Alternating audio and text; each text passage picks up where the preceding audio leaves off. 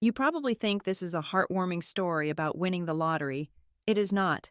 On Thanksgiving, in front of 30 relatives, my parents handed me a crumpled $2 ticket while giving my sister a luxury cruise. They laughed at me. Then, exactly 48 hours later, they filed paperwork to claim the $100 million I actually won. But the real horror wasn't the greed. It was the long-con plan I discovered in my grandmother's old leather bag. My name is Avery Alexander. I am 33 years old, and in my professional life, I am invisible in the most useful way possible. I work as a landscape architect and accessibility specialist for Harborline Civic Studio here in Raleigh, North Carolina. My job is to design spaces where people move effortlessly, creating gradients so subtle a wheelchair user does not feel the strain of the ascent, and planting foliage that guides the visually impaired through texture and scent. I control environments. I dictate flow. I make sure that structure dictates behavior. Yet, the moment I stepped onto the driveway of my parents' colonial-style house in the sprawling suburbs of Raleigh, I lost all that agency. I reverted to being the family prop.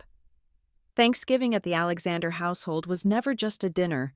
It was a performance, a stage play written, directed, and produced by my mother, with a cast of 30 relatives who all knew their lines by heart. The air inside the house always smelled of roasted sage and expensive perfume, a cloying mixture that stuck to the back of your throat. I arrived exactly on time, carrying a kale and pomegranate salad that I knew would be relegated to the far end of the buffet table, untouched. As I walked through the door, the noise wall hit me. 30 people were already deep in their roles. There was Uncle Mike, loud and red-faced, holding court about the housing market. There were the cousins, comparing private school tuitions like they were baseball cards. And there was me, Avery, the designated stagehand. My coat was barely off my shoulders before my mother appeared. She did not hug me.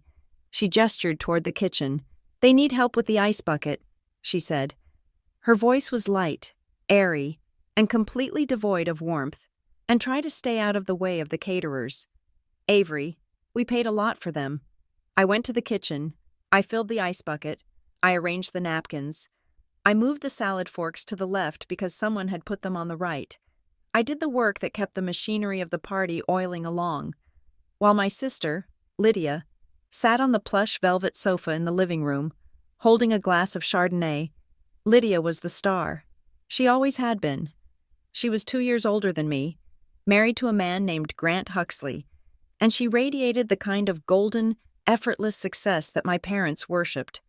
Grant was a wealth management consultant, a title that meant everything and nothing, and he stood behind Lydia with a hand on her shoulder, looking like he was posing for a campaign poster. We moved to the great room for the gift exchange. This was a tradition my parents insisted on. A prelude to the meal, usually, it was small token exchanges, but this year, the atmosphere felt heavy with anticipation. My father cleared his throat, tapping a crystal glass with a silver spoon. The room hushed.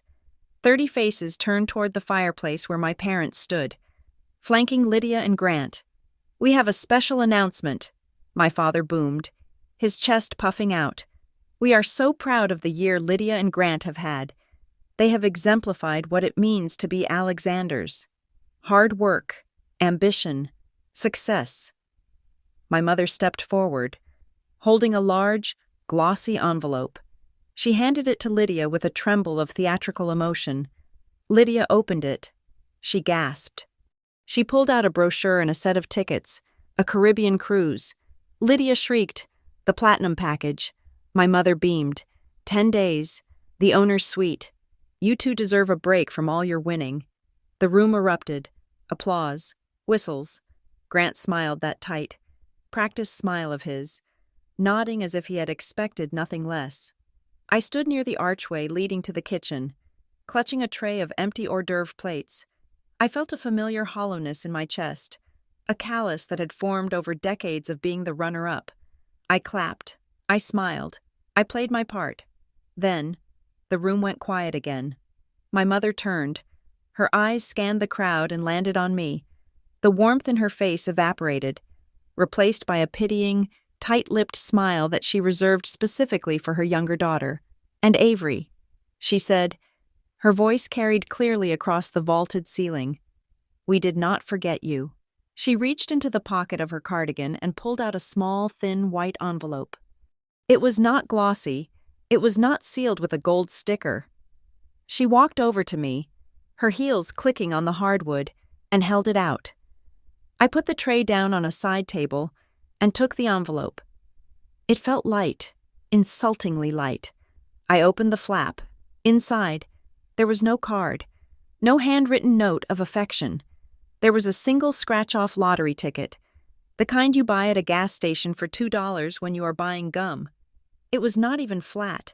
It was crinkled at the corner, as if it had been sitting at the bottom of a purse for weeks. I looked up at her. My mother laughed, a tinkling, nervous sound that invited everyone else to join in. "We thought that suited your situation better," she said. "You know, since you are always scraping by with that garden work, maybe you will get lucky." The room hesitated for a split second, and then the laughter came. It started with Grant, a deep, barking chuckle, and spread like a contagion. They were laughing at the absurdity of the contrast. The $4,000 cruise versus the $2 piece of paper, the golden child versus the gardener. I stood there, the ticket burning my fingertips. The humiliation was not hot. It was cold. It was a block of ice sliding down my spine. I looked at the ticket, Lucky Seven's jackpot. The colors were garish neon green and orange. Grant Huxley spoke up from across the room. His voice was smooth, projecting easily over the dying laughter.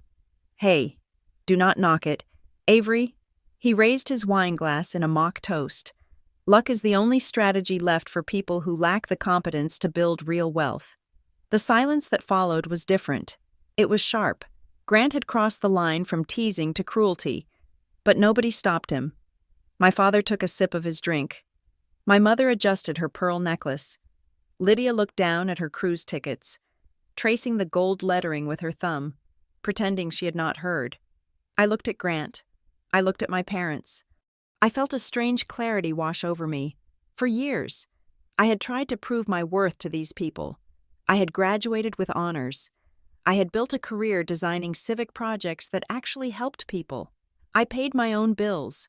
I did not ask them for a dime. And yet, to them, I was just a failed investment. I forced the corners of my mouth up. It was not a smile. It was a baring of teeth disguised as politeness. "Thank you," I said. My voice was steady, low, and devoid of the tremor they were hoping for. "I am sure this is exactly what I deserve." My mother blinked, unsure how to take that. She had expected gratitude or embarrassment. She did not know what to do with acceptance. Suddenly, a chair scraped loudly against the floor. In the corner of the room, sitting in a high-backed armchair that swallowed her small frame, was my grandmother, Evelyn Price. She was 90 years old. Her hair was a cloud of white, but her eyes were still the same piercing gray they had been when she ran her own logistics company in the 60s. She was the only person in this room who saw me. Evelyn gripped the arms of her chair and pushed herself up. Her hands shook, but her legs locked into place. "That is enough," Evelyn said. Her voice was thin, rasping, but it cut through the room like a serrated knife. "You give one daughter the world and the other a piece of trash? Is this what we have become?" My mother moved instantly. It was a practiced maneuver. She swooped in on Evelyn before the matriarch could gain momentum. "Oh, Mother," my mother cooed, grabbing Evelyn's arm with a grip that looked supportive but was clearly restraining. "You are tired. It has been a long day. You are confused. I am not confused. Martha," Evelyn snapped, trying to pull her arm away. "I see exactly what you are doing." "I see. Let's get you to the guest room for a nap," my father interrupted, stepping in to flank Evelyn on the other side. They were sandwiched around her, a wall of condescension blocking her from the rest of the family. They began to walk her out of the room. Evelyn struggled for a step, then stopped. She realized she could not physically fight them. She was 90, and they were strong.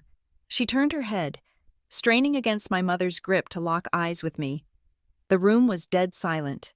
Everyone was watching the elderly woman being escorted out like a misbehaving child.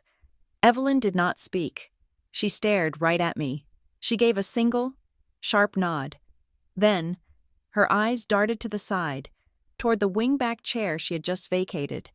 I followed her gaze. Sitting on the chair was her handbag. It was an old, beaten leather satchel that she had carried for 40 years. It was cracked at the seams and smelled of peppermint and old paper. It looked ridiculous amidst the designer clutches and silk scarves scattered around the room. Her eyes went back to me. The message was loud, frantic, and unmistakably clear. "Do not leave without it. Come on." "Mother," my mother hissed, and they dragged her through the double doors, closing them with a definitive click. The party resumed almost instantly. The tension broke. Someone turned the music up. Grant started telling a story about his golf handicap. Lydia went back to showing off the cruise brochure. I was forgotten. I stood frozen near the kitchen archway. The $2 ticket was still in my hand. I slipped it into the pocket of my blazer. My heart was hammering against my ribs, not from the insult anymore, but from the look in my grandmother's eyes. Evelyn was sharp. She did not make scenes. She did not get confused. If she was causing a scene, it was because she needed a diversion. I waited. I busied myself with clearing plates. I moved around the periphery of the room, inching closer to the wingback chair. The bag sat there, a brown lump of history in a room full of shiny, new lies. 10 minutes later, I saw my chance. Grant was demonstrating his swing to Uncle Mike. My mother was still out of the room, presumably sedating Evelyn or arguing with the nurse. I walked past the chair, hooked the strap of the leather bag with my finger, and slid it down to my side. Shielding it with my body, I did not say goodbye. I did not wait for the turkey. I did not ask if they needed help with the dishes. I walked straight to the front door. The air in the house felt thin, suffocating. I needed to breathe. I stepped out into the November night. The wind was biting, tearing through my thin coat, but it felt clean. I walked to my car. A 5-year-old sedan parked at the very end of the long driveway. Behind the glossy SUVs and luxury sedans of the relatives, I threw the leather bag onto the passenger seat. It landed with a heavy thud, heavier than a handbag should sound. I sat in the driver's seat and locked the doors. I pulled the lottery ticket out of my pocket. In the dim light of the overhead lamp, the neon colors looked toxic. "This suits your situation better." I looked at the house. The windows were glowing with warm, golden light. Inside, they were eating, drinking, and laughing. Secure in their hierarchy, they thought they had put me in my place. They thought they had silenced Evelyn, but as I put the car in gear and rolled down the driveway, leaving the gravel crunching under my tires, I felt a strange sensation crawling up the back of my neck. It was a primal instinct, the kind that kept our ancestors alive in the tall grass. Tonight was not just about favoritism. It was not just about being the scapegoat. The way my mother had intercepted Evelyn, the way Grant had looked at me with that sneering confidence, the way the bag felt heavy on the seat beside me, it all felt coordinated. They had handed me a $2 ticket to distract me, to define my value as negligible, but as I drove into the dark, winding roads of North Carolina, clutching the steering wheel until my knuckles turned white, I realized something. I was not just leaving a dinner party. I was leaving a crime scene. I just did not know what the crime was yet. To understand why I finally drove away that night, you have to understand the architecture of the evening. The lottery ticket was the explosion, but the fuse had been lit hours before. The moment I walked through the mahogany double doors, I arrived at exactly 4 in the afternoon. Punctuality is a habit I developed as a defense mechanism. If you are late, you give them ammunition. If you are early, you are in the way. Being on time is the only neutral ground. I was carrying a large ceramic bowl filled with a winter salad I had spent the morning preparing. It was a complex recipe involving massaged kale, roasted butternut squash, pomegranate seeds, and a maple tahini dressing. In my world, in the design studio where I worked, detail mattered. Effort mattered. My mother, Martha, was standing in the foyer directing the catering staff. She looked immaculate in a cream cashmere sweater that probably cost more than my car. When I stepped in, she did not stop talking to the server holding a tray of champagne flutes. She simply flicked her eyes toward me, scanned my outfit, a sensible navy blazer and slacks, and then looked at the bowl in my hands. "There is the salad," she said, her voice flat. "Just put it on the sidebar in the kitchen. Avery, we have so much food from the caterers, I am not sure where we will fit it." I walked past her, the ceramic heavy in my arms. "How are you?" "Mom?" I asked, trying to bridge the gap. She sighed, finally turning to look at me fully. She reached out and picked a piece of lint off my shoulder, a gesture that felt less like grooming and more like correction. "I am exhausted. Planning these things is a full-time job, but I suppose you would not know much about that kind of pressure. How is your little job going? Still playing with plants?" The phrase hit me in the center of my chest. "Playing with plants? I am a licensed landscape architect." "Mom," I said, keeping my voice level, "I am currently leading a project to redesign the accessibility ramps for the downtown library to ensure compliance with federal disability acts while maintaining green space." She waved her hand airily, dismissing the explanation as if I were a child describing a finger painting. "Right, plants. Well, just try to keep the dirt out of the house tonight." She turned back to the server, and I was dismissed. That was the opening salvo. It set the tone for the entire night. In the Alexander ecosystem, value was measured in dollar signs and job titles that sounded impressive at a country club mixer. My work, which was about empathy and inclusion, was invisible to them because it did not yield a high-yield return on investment they could brag about. I moved into the living room, which was already filling up with the extended family. The atmosphere was thick with the scent of expensive cologne and the low hum of competitive conversation. In the center of the room, sitting on the largest leather sofa, was Grant Huxley. Grant was my brother-in-law, but in this house, he was the sun around which all the other planets orbited. He was holding court, a Scotch glass resting on his knee, talking about a merger acquisition he had supposedly orchestrated. My father was leaning in, nodding vigorously. Uncle Mike was listening with his mouth slightly open. Even the cousins, usually bored, were looking at Grant with something approaching reverence. "He is a shark," my father said, slapping Grant on the back. "A total shark. That is what you need in this economy." I stood on the periphery, near the bookshelf. Nobody looked up. Nobody said hello. I was not part of the audience. I was part of the furniture. After a few minutes, my mother bustled in. "Avery," she called out, not looking at me, but at the empty coasters on the coffee table. "Since you are standing there, be a dear and get Grant a refill, and check if the caterers need help laying out the napkins in the dining room." I felt a flash of heat in my face. I was 33 years old. I had a master's degree. Yet, the moment I entered this house, I was demoted to the help. I walked over to Grant. He held up his glass without breaking eye contact with my father. He did not say thank you. He did not even pause his story about maximizing quarterly returns. I took the glass, filled it at the bar, and set it back down. He picked it up as if it had magically refilled itself. As I turned to leave the circle, I caught the eye of Aunt Celeste. Celeste was my mother's younger sister, the only person in the family who didn't seem to run on jet fuel and ambition. She was sitting in a corner chair, nursing a glass of white wine. When our eyes met, I saw it, the flash of pity. She knew. She saw how they spoke to me. She saw the servitude they expected. But she looked away. She took a sip of her wine and turned her attention to the window. That was the family motto. Unspoken but strictly adhered to. Do not rock the boat. Celeste was kind, but she was a coward. In this family, silence was the price of admission. If you spoke up for the scapegoat, you might become the scapegoat. So she watched me get treated like a maid, and she drank her wine. Then, the front door opened again, and the energy in the room shifted instantly. Lydia had arrived.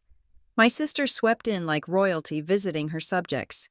She was wearing a sequined cocktail dress that caught the light, and her hair was done in perfect, glossy waves. Grant immediately stood up, abandoning his story to go to her side. My parents rushed forward. "Lydia." "Darling!" my mother cried, her voice ascending an octave. "You look stunning." My father hugged her, holding her for a long time, patting her back. "Look at you. The power couple is finally here." I was standing 5 feet away, holding a bouquet of autumn flowers I had brought for the centerpiece. I had been looking for a vase. Now, I just stood there, clutching the stems. I looked like an extra in a movie scene, holding a prop that no one needed. Lydia looked over my father's shoulder and saw me. "Oh, hey Avery," she said. Her tone was breezy, light. "Did you bring those for me?" "No," I said.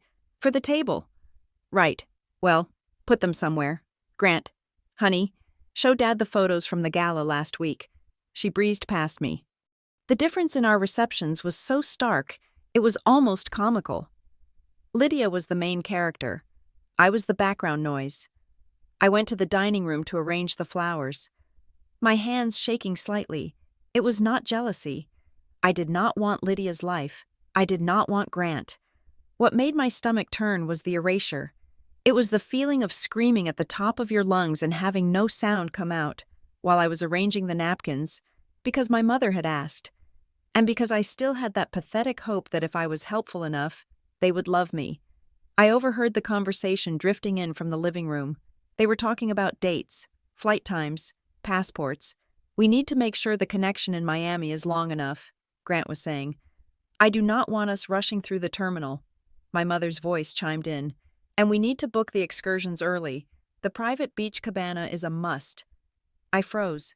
I placed a silver fork down on the tablecloth. I walked to the doorway of the dining room. They were all gathered around a tablet Grant was holding. My parents, Lydia, Grant, even Uncle Mike was leaning in. "Are you guys going on a trip?" I asked. The conversation stopped. It did not stop naturally. It stopped like a car slamming into a wall. They all looked up. There was a beat of silence, a moment of awkward shuffling. My mother was the first to recover. She smoothed her skirt. "Oh, we were just discussing the holidays. Avery, the family cruise, the family cruise." The words hung in the air.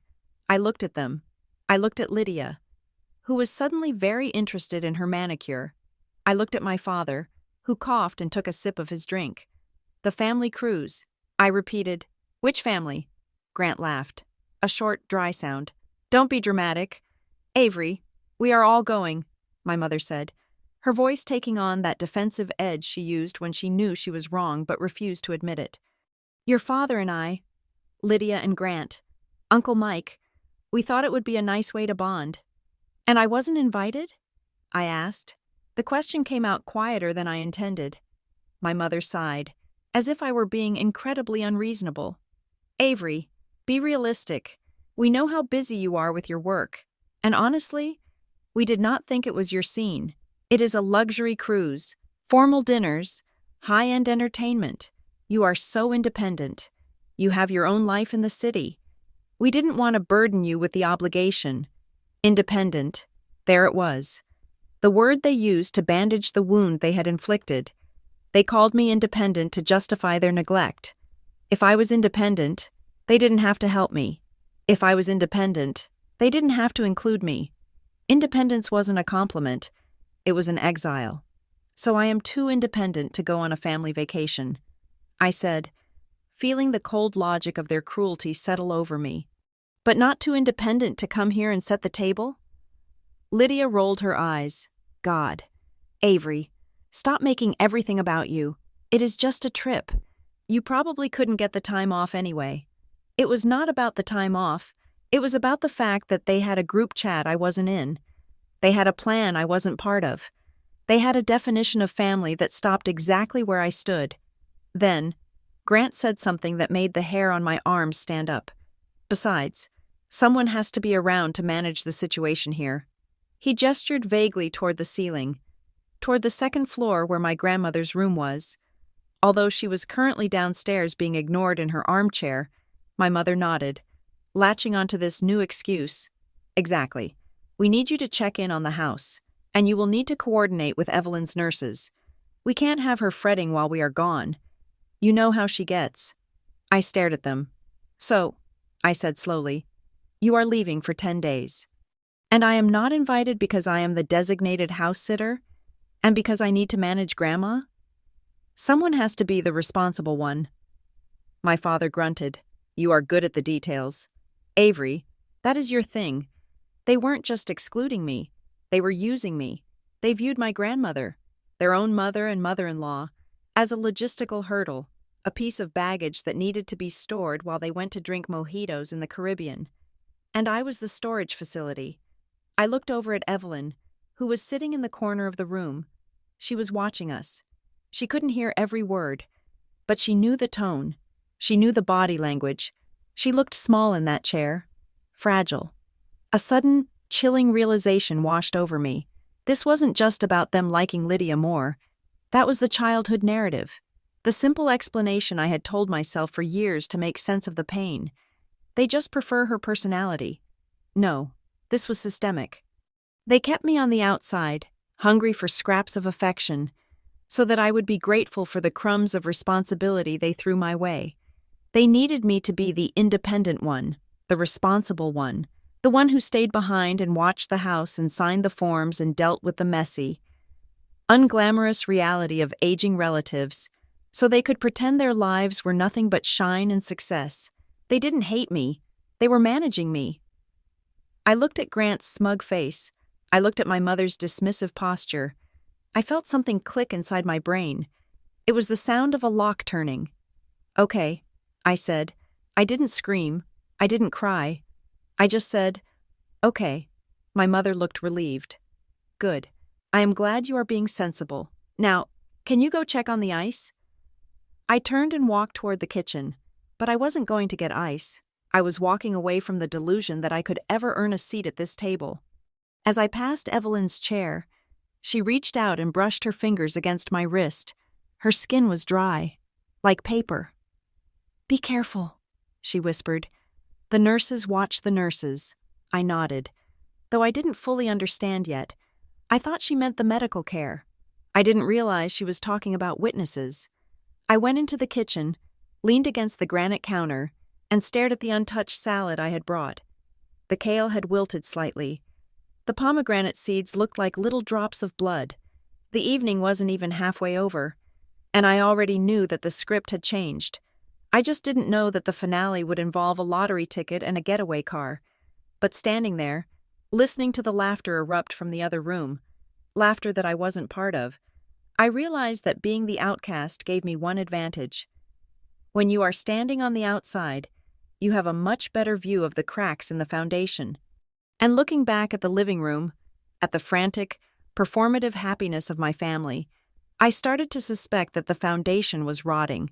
I just needed to find the shovel. The dinner ended the way it always did, with a gradual migration of the satisfied guests toward the plush seating of the living room, leaving the carnage of consumption behind them. My family and their guests had moved on to the digestives and the self-congratulatory stories, their laughter drifting down the hallway like the soundtrack to a movie I was not watching.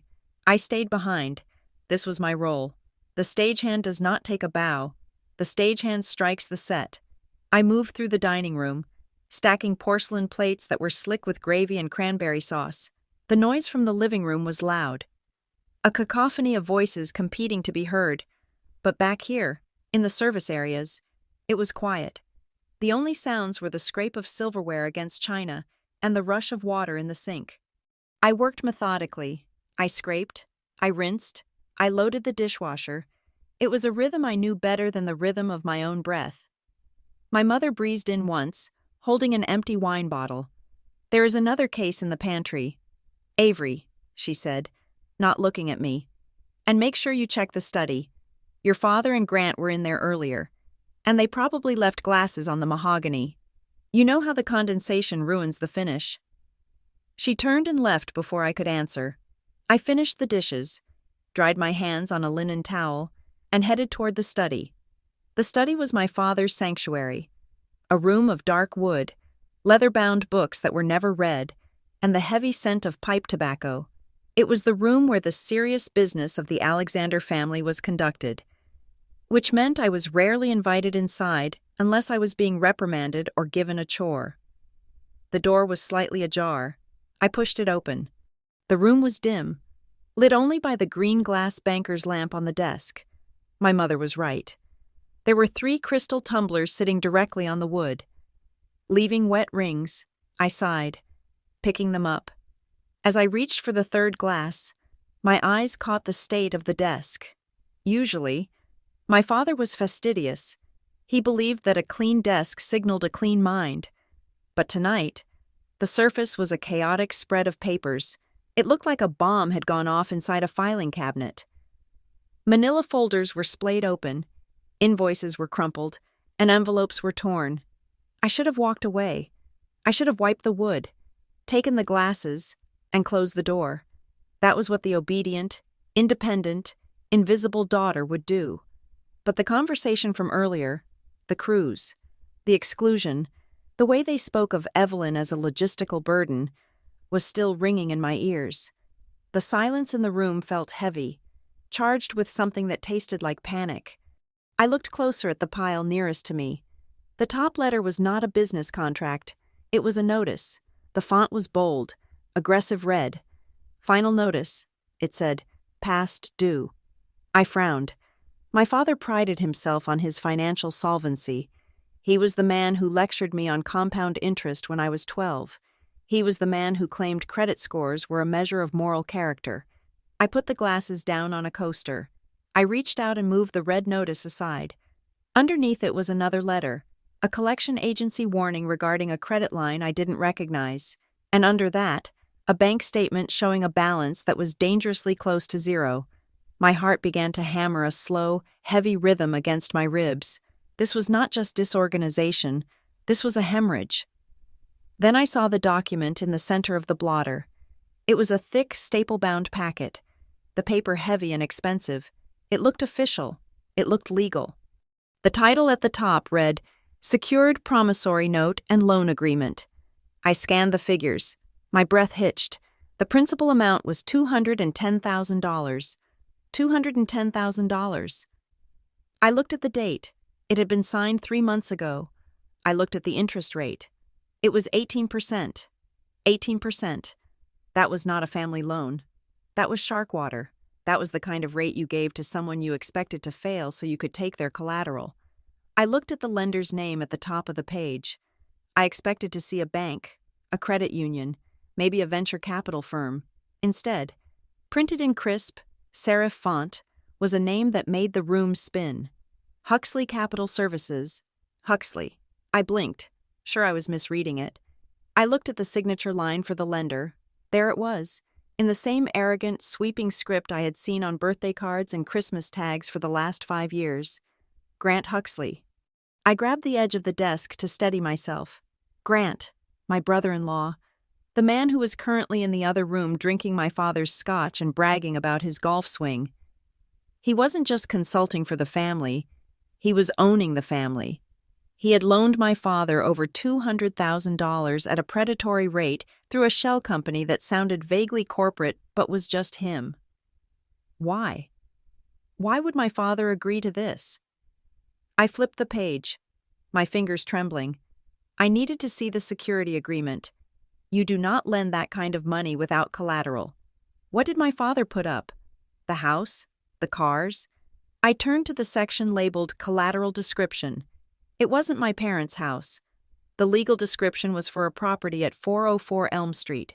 I stopped breathing. 404 Elm Street. That was not my parents' address. That was the address of the Victorian house in the historic district where my grandmother, Evelyn Price, had lived for 50 years. It was the only thing she owned outright. It was her sanctuary, her memory box, the place where she had raised my mother. My father had pledged Evelyn's house as collateral for a high-interest loan from his own son-in-law. But how? He couldn't pledge a house he didn't own. Evelyn was still alive. She was sitting in the living room right now.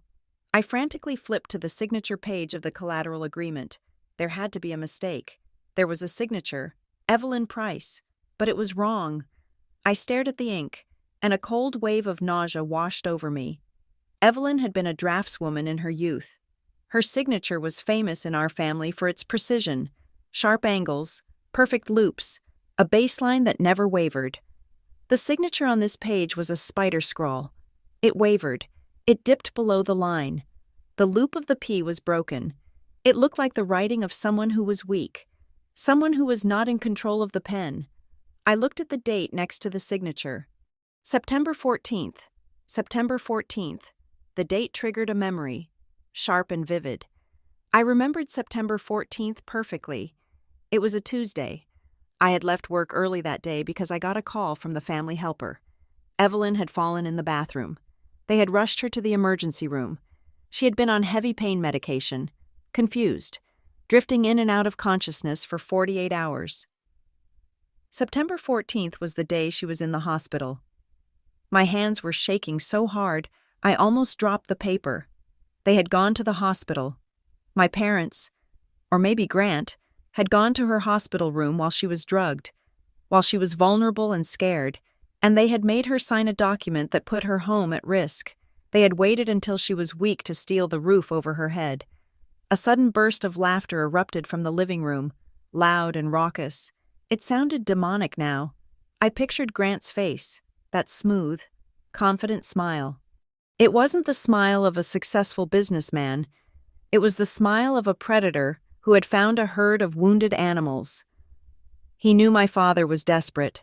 He knew my parents were living beyond their means to keep up appearances. And instead of helping them, he had trapped them. He had engineered a loan they could never pay back, secured by the one asset that actually had value, Evelyn's house. When my father inevitably defaulted, Grant would foreclose. He would take the house. He would kick Evelyn out. And my parents? They were so desperate to maintain the illusion of wealth, or perhaps so terrified of Grant exposing their financial ruin, that they had agreed to sacrifice her. This wasn't favoritism. This wasn't just my mother liking Lydia's husband more than me. This was cannibalism. They were eating their own. I needed proof. I couldn't just walk out and say I saw it. They would deny it. They would burn the papers. They would call me crazy. The jealous sister making up stories. I reached into my pocket and pulled out my phone. My hands were slick with sweat. I tapped the camera icon. I made sure the flash was off. I started photographing. I took a picture of the loan amount. Click. I took a picture of the interest rate. Click. I took a picture of the lender name, Huxley Capital Services. Click. I took a picture of the collateral description, 404 Elm Street. Click. I took a picture of the signature page, the shaky, terrified scrawl of my grandmother. Click. I turned the page. There was more. A power of attorney document, also dated September 14th. It gave my father full control over Evelyn's financial decisions in the event of incapacity. They had declared her incapacitated enough to need a power of attorney, yet capable enough to sign a mortgage deed on the same day. I photographed that too. Click. Every image felt like I was loading a weapon. My fear was dissolving, replaced by a cold, hard rage. I had spent my whole life trying to be good enough for these people. I had spent my whole life wondering why I was the outsider. Now I knew. I was the outsider because I had a conscience. I heard footsteps in the hallway. I froze. I quickly shoved the papers back into the chaotic pile, trying to make them look as undisturbed as possible. I grabbed the 3 crystal glasses. The door pushed open further. It was Lydia. She stood in the doorway, holding her phone, looking annoyed. "There you are," she said. "Mom is asking why the coffee isn't out yet." She looked at me, then at the desk, then back at me. "What are you doing in here?" she asked. Her tone was suspicious, sharp. I lifted the glasses. "Dad left these," I said. My voice sounded strange to my own ears. Too calm, too flat. I was just getting them before they ruined the wood. Lydia rolled her eyes. "God, you are obsessed with cleaning. Just come on. We are about to cut the pie." She turned and walked away, her heels clicking on the hardwood.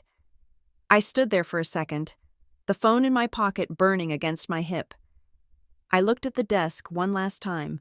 The papers lay there, innocent and white, hiding the ruin of a life. I walked out of the study. I carried the glasses to the kitchen. I placed them in the sink. As I walked back toward the living room, I saw Evelyn again. She was still in the armchair, isolated, a small figure in a room of giants. She looked up as I entered. Her eyes locked onto mine. She didn't smile. She didn't wave. She just looked at me with an intensity that pierced through the noise of the party. Her gaze flickered briefly to the hallway, toward the front door, and then back to me. She knew. She knew what they had done. She knew about the papers in the study. She knew about the signature, but she was trapped in a body that couldn't fight them, surrounded by a family that viewed her as an asset to be liquidated. And then I remembered the bag, the old leather bag I had thrown onto the passenger seat of my car. Do not leave without it. A chill ran down my spine. The bag wasn't just sentimental. The bag wasn't just cookies or old photos. If the papers in the study were the crime, the bag contained the evidence that Evelyn had managed to smuggle out. She had been waiting. She had been waiting for the one person who was invisible enough to slip through their defenses. I looked at my mother, who was laughing at something Grant said. I looked at my father, who was pouring another drink with a shaking hand. I looked at Lydia, glowing in her ignorance or perhaps her complicity. They thought they had broken me tonight. They thought the $2 lottery ticket was the final nail in the coffin of my self-esteem. They thought I would go home, cry, and come back tomorrow to water their plants and sign their forms. They were wrong. I wasn't going to keep the peace anymore. I wasn't going to be the glue that held their lie together. I walked over to my mother. I am leaving. I said. She didn't look up from her pie. Already? But we haven't cut the pumpkin pie yet. I have a headache. I lied. It wasn't a lie. My head was pounding with the pressure of the truth I was carrying. Fine, she said, dismissing me with a wave of her fork. Don't forget to lock the back door on your way out. I didn't say goodbye to Grant. I didn't say goodbye to Lydia. I walked over to Evelyn. I leaned down and kissed her on the cheek. Her skin smelled of lavender and old paper. I whispered in her ear, so low that no one else could hear. I have the bag. I felt her body relax. A long, shuddering sigh escaped her lips. She didn't say anything, but she squeezed my hand, a squeeze that said, "Run." I walked out of the house. I walked out of the warmth and the light and the lies. I got into my car. I looked at the bag on the seat next to me. I started the engine. As I pulled away, leaving the house in the rearview mirror, I knew I was crossing a line of no return. The Avery who had arrived with a salad and a desperate need for approval was dead. The Avery who was driving away had a phone full of evidence, a bag full of secrets, and a $2 lottery ticket that she hadn't even scratched yet.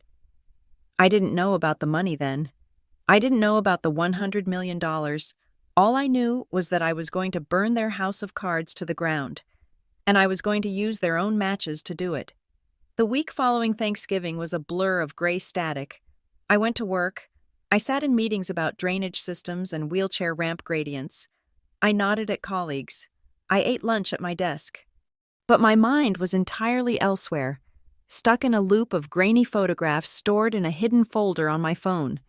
The loan documents, the shaky signature, the undeniable proof that my parents and Grant Huxley were cannibalizing my grandmother's life to feed their own illusions of grandeur. I had not spoken to them. I had not answered the 2 missed calls from my mother, both of which I assumed were requests to coordinate the nurse's schedule for the days they would be on the cruise. I was ghosting my own family, and for the first time in 33 years, I did not feel guilty. I felt hunted. Then came the text from Aunt Celeste. It arrived on a Tuesday evening, just as the rain was beginning to lash against the windows of my apartment. Celeste was the family's nervous system. She felt everything but did nothing. Her message was brief, typed with the erratic spacing of someone whose hands were shaking. Meet me at the Roasted Bean on 4th tomorrow, 10 a.m. Do not call me. Do not talk about this over the phone. Please, that single message. Do not talk over the phone. confirmed everything. Paranoia is only a pathology if you are wrong. If you are right, it is just survival. It told me that the rot in the Alexander house went deeper than just a fraudulent loan. It told me that silence was being enforced. I threw my phone onto the sofa, the screen glowing in the dim light of my living room. My apartment was small, a sharp contrast to the sprawling colonial estate I had grown up in. But it was mine. It smelled of rain and basil from the herb garden on the windowsill, not expensive perfume and lies. I paced the room, my heart rate spiking. I needed to calm down. I needed a distraction. My eyes landed on the coffee table. There, sitting on a stack of architectural magazines, was the white envelope, the Thanksgiving gift. It had been sitting there for 7 days, untouched, like a piece of radioactive waste.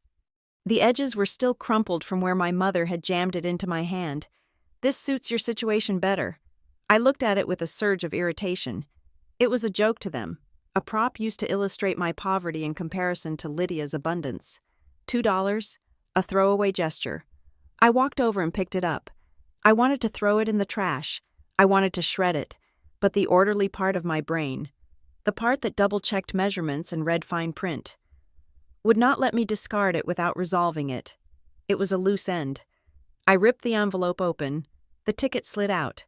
Lucky Sevens jackpot. The design was tacky, shouting promises of instant wealth in neon green font. I did not have a coin to scratch it. I did not want to make a mess of silver dust on my table. I grabbed my phone and opened the state lottery app. There was a feature where you could scan the barcode at the bottom to check the status. It was cleaner, faster. I flipped the ticket over. I tapped the scan ticket button on the screen. The camera aperture opened. I held the phone steady, aligning the barcode within the white square.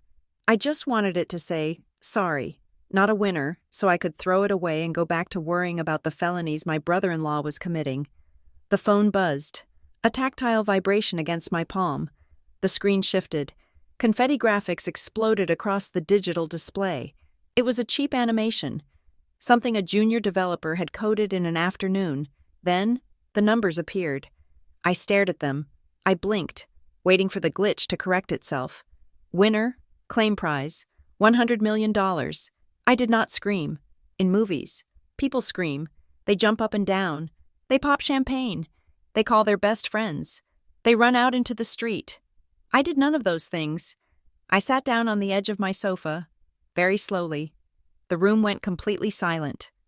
The sound of the rain against the window seemed to stop, or perhaps my brain just filtered it out. I felt a coldness spread from my fingertips up my arms, settling deep in my chest. It was the same physical sensation I had felt once when I was involved in a minor car accident. The moment of impact when time stretches and the world becomes hyper-real and terrifyingly still. $100 million. I looked at the ticket in my hand. It was just a piece of paper. It felt no heavier than it had 10 seconds ago. But now, it was dangerous. I looked back at the phone. I refreshed the app. The confetti exploded again. $100 million. I stood up and walked to my laptop. My legs felt like they belonged to someone else. I opened the browser. I went to the official state lottery website. I typed in the serial number manually, character by character, checking each digit 3 times. Enter. The screen loaded. Jackpot winner found. $100 million. I closed the laptop. I sat in the silence of my apartment, and I realized that I wasn't happy. Happiness is a light emotion. It bubbles. This was heavy. This was lead. I thought about my mother's face when she handed me this ticket, the smirk, the performative pity. Maybe you will get lucky. She had bought the ticket. She had handed it to me, in front of 30 witnesses. I looked at the wall. But I saw the future. I saw the lawsuits. I saw the claims. I saw the sudden, cloying affection that would drown me the moment this news got out. Oh, Avery, darling, we always knew you were special. We bought that ticket for you. It is a family win. And then, a different feeling rose up through the shock. It was cold and hard, like steel. It was power. For 33 years, I had been begging for a seat at their table. I had been serving their food, cleaning their messes, desperate for them to look at me and see something of value. I had measured my worth in their approval, and they had given me none. Now, I was worth $100 million. I did not need them to invite me to the cruise. I did not need them to like my salad. I did not need them to validate my career. I could buy the cruise line. I could buy the building Grant's firm rented. I don't need them anymore. The thought was liberating, but it was also terrifying, because I knew them.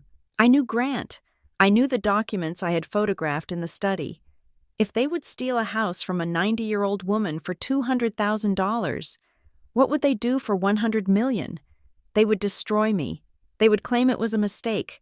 They would claim the ticket was never a gift. They would say I stole it. I needed to move. I needed to do something. My fingers hovered over the keyboard. I started to type. What to do when you win the lottery.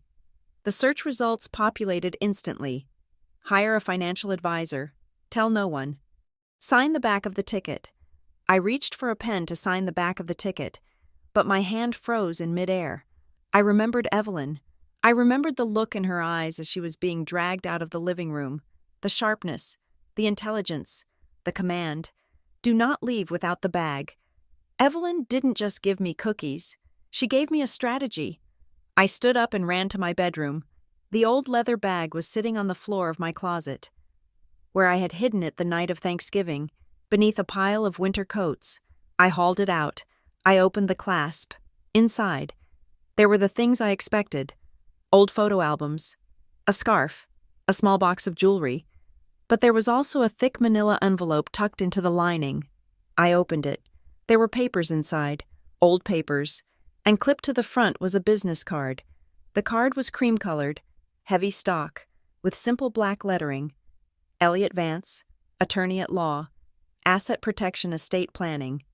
There was a handwritten note on the back of the card in Evelyn's script. The strong, unwavering script from 10 years ago, not the shaky scrawl from the loan document. When the wolves come, call him. I stared at the card. When the wolves come, the wolves were not coming. They were already here. They were wearing suits and drinking scotch in my father's study. I looked at the time. It was 7 p.m. Most law offices were closed. I dialed the number on the card anyway. It rang once, twice. I expected a voicemail. I expected a receptionist. Instead, a man's voice answered. It was clear, deep, and startlingly alert. "This is Elliot Vance." I swallowed, my throat dry. "Mr. Vance," I said, "my name is Avery Alexander. I am calling because my grandmother, Evelyn Price." I stopped. I didn't know what to say. I won the lottery? My family is stealing a house? There was a pause on the other end of the line, a silence that felt heavy with recognition. "Avery," Elliot said. His voice dropped, losing its professional edge and becoming something more urgent. "I have been wondering when I would hear from you." I froze. "You know who I am?" "I have been your grandmother's attorney for 20 years, he said. "And I know about the Thanksgiving dinner. I know about the cruise." "How?" I asked. How could he know? "Because Evelyn called me," he said. "She called me from the nurse's station phone 3 minutes before they took her phone away." My grip on the phone tightened. "Mr. Vance," I said, "I have found something in my father's study, and I have something else." I looked at the lottery ticket sitting on the coffee table. "I need to see you," I said, immediately. "Can you come to my office tonight?" he asked. "I am still here. I can be there in 20 minutes. I said, "And Avery?" "Yes?" "Don't tell anyone you are coming. Don't tell your parents. Don't tell your sister. And for God's sake, do not tell Grant Huxley." "I won't," I said. "Good," he said. "Because the papers you saw in the study? That is just the tip of the iceberg. Evelyn's house isn't just a house. And the will that Grant thinks exists? It's not the real one." My stomach dropped. "What do you mean?" "We will talk when you get here," Elliot said. "But you need to understand something before you walk through my door. You think you are walking into a legal battle over a house. You aren't." He paused, and his next words made the hair on the back of my neck stand up. "You are walking into a war. And that bag you have? It's the ammunition. I hung up the phone. I looked at the lottery ticket one last time. $100 million. I picked it up and slipped it into the inside pocket of my jacket, right next to my heart. Then I picked up the leather bag. I walked to the door. I checked the peephole. I checked the lock. I had thought the money was the headline. I had thought the $100 million was the twist in the story. I was wrong. The money was just the war chest. The real story was buried in the files of a lawyer I had never met, concerning a grandmother who had been playing a long game I was only just beginning to see. I turned off the lights in my apartment. I walked out into the rain. I wasn't Avery the gardener anymore. I wasn't Avery the stagehand. I was the one holding the detonator. The office of Elliot Vance was located in a brick building downtown that had survived 3 separate urban renewal projects. Standing stubborn and unmoving amidst a sea of glass skyscrapers, it was exactly the kind of place Evelyn would trust. When I walked in, the air smelled of lemon oil, dust, and the specific, dry scent of old paper, the smell of history being preserved. It was quiet, not the uncomfortable silence of my parents' living room, where words were withheld as punishment, but a disciplined silence, the kind that comes from knowing exactly what you are doing. Elliot Vance was waiting for me. He was a man in his 60s with silver hair combed back severely, and a suit that looked like it had been tailored 30 years ago and maintained perfectly ever since. He did not smile when I entered. He stood up, extended a hand, and gripped mine with a firmness that felt like an anchor. "Ms. Alexander," he said, "please, sit down." I sat in a leather chair that creaked under my weight. I placed the leather bag on the floor between my feet, feeling its bulk against my ankles. Elliot sat behind a massive oak desk. There was no computer in front of him, just a single, thick file folder. The tab on the folder was yellowed with age, and the label was typed on a typewriter, the ink slightly uneven. Avery Alexander. I stared at the file. "You have a file on me?" I asked. My voice was raspy. I had not spoken to anyone since the phone call an hour ago. Elliot placed his hand on the folder. "I have had this file since you were 16 years old." "Avery," I blinked. "Since I was 16? At 16, I was invisible. I was the girl in the background of Lydia's prom photos. I was the one studying in the library while the family went to the beach house." Elliot opened the folder. "Evelyn came to me 17 years ago." He said, "She was worried. She saw things in your family dynamic that she did not like. She saw how your mother treated you. She saw how your father deferred to your mother, and she saw how Lydia was being groomed to consume everything in her path." He pulled out a document. It was a trust agreement. "Evelyn established the Avery Alexander Preservation Trust the year you got your driver's license." Elliot continued, "It is not a fortune. Mind you, Evelyn was comfortable, but she was not an oil tycoon. But she put aside stocks, bonds, small dividends. She funneled them here, into this account, specifically so that your mother would never know they existed." "Why?" I asked. "Why hide it?" Elliot looked at me over the rim of his reading glasses. "Because Evelyn knew her daughter. She told me. If Martha knows Avery has money, Martha will find a way to make that money about the family, and then it will be gone." I felt a lump form in my throat. I had spent my entire life believing I was the afterthought. I thought Evelyn loved me. Sure, but I assumed she viewed me the same way the others did, as the nice, quiet one who didn't need much. I was wrong. She hadn't ignored me. She had been protecting me. She had been building a firewall around me for nearly 2 decades, waiting for the moment I would need it. Elliot leaned forward. "She wanted you to have a safety net. Avery, she told me that you were the only one with the spine to stand up to them. But you lacked the leverage. She was waiting until she passed to give this to you, but circumstances have changed." He closed the file and pulled out a second. Much newer folder. This one was red. "Now, let us talk about the war," he said. He slid a document across the desk. It was a photocopy of a durable power of attorney. I recognized the date immediately. September 14th. I looked at it. This is what they made her sign. I said, "When she was in the hospital, Elliot nodded grimly. Precisely. This document grants your father, and by extension, your mother, full control over her assets in the event of incapacitation. The problem, Avery, is that they have declared her incapacitated based on a very loose interpretation of a doctor's note from that fall. They are using this to liquidate her life while she is still breathing. I reached into my pocket and pulled out my phone. I have more. I said. I opened the gallery and placed the phone on the desk. I swiped to the photo of the loan agreement, the one with Huxley Capital Services, the one with the 18% interest rate. Elliot looked at the screen. He adjusted his glasses. He leaned in closer. For a long moment, the only sound in the room was the ticking of the grandfather clock in the corner. Then, Elliot let out a low, sharp exhale. 18%, he muttered. Secured by a primary residence of a senior citizen, and the lender is a related party hidden behind a shell LLC. He looked up at me, and there was a glint of predatory focus in his eyes. This is not just unethical, Avery. This is predatory lending.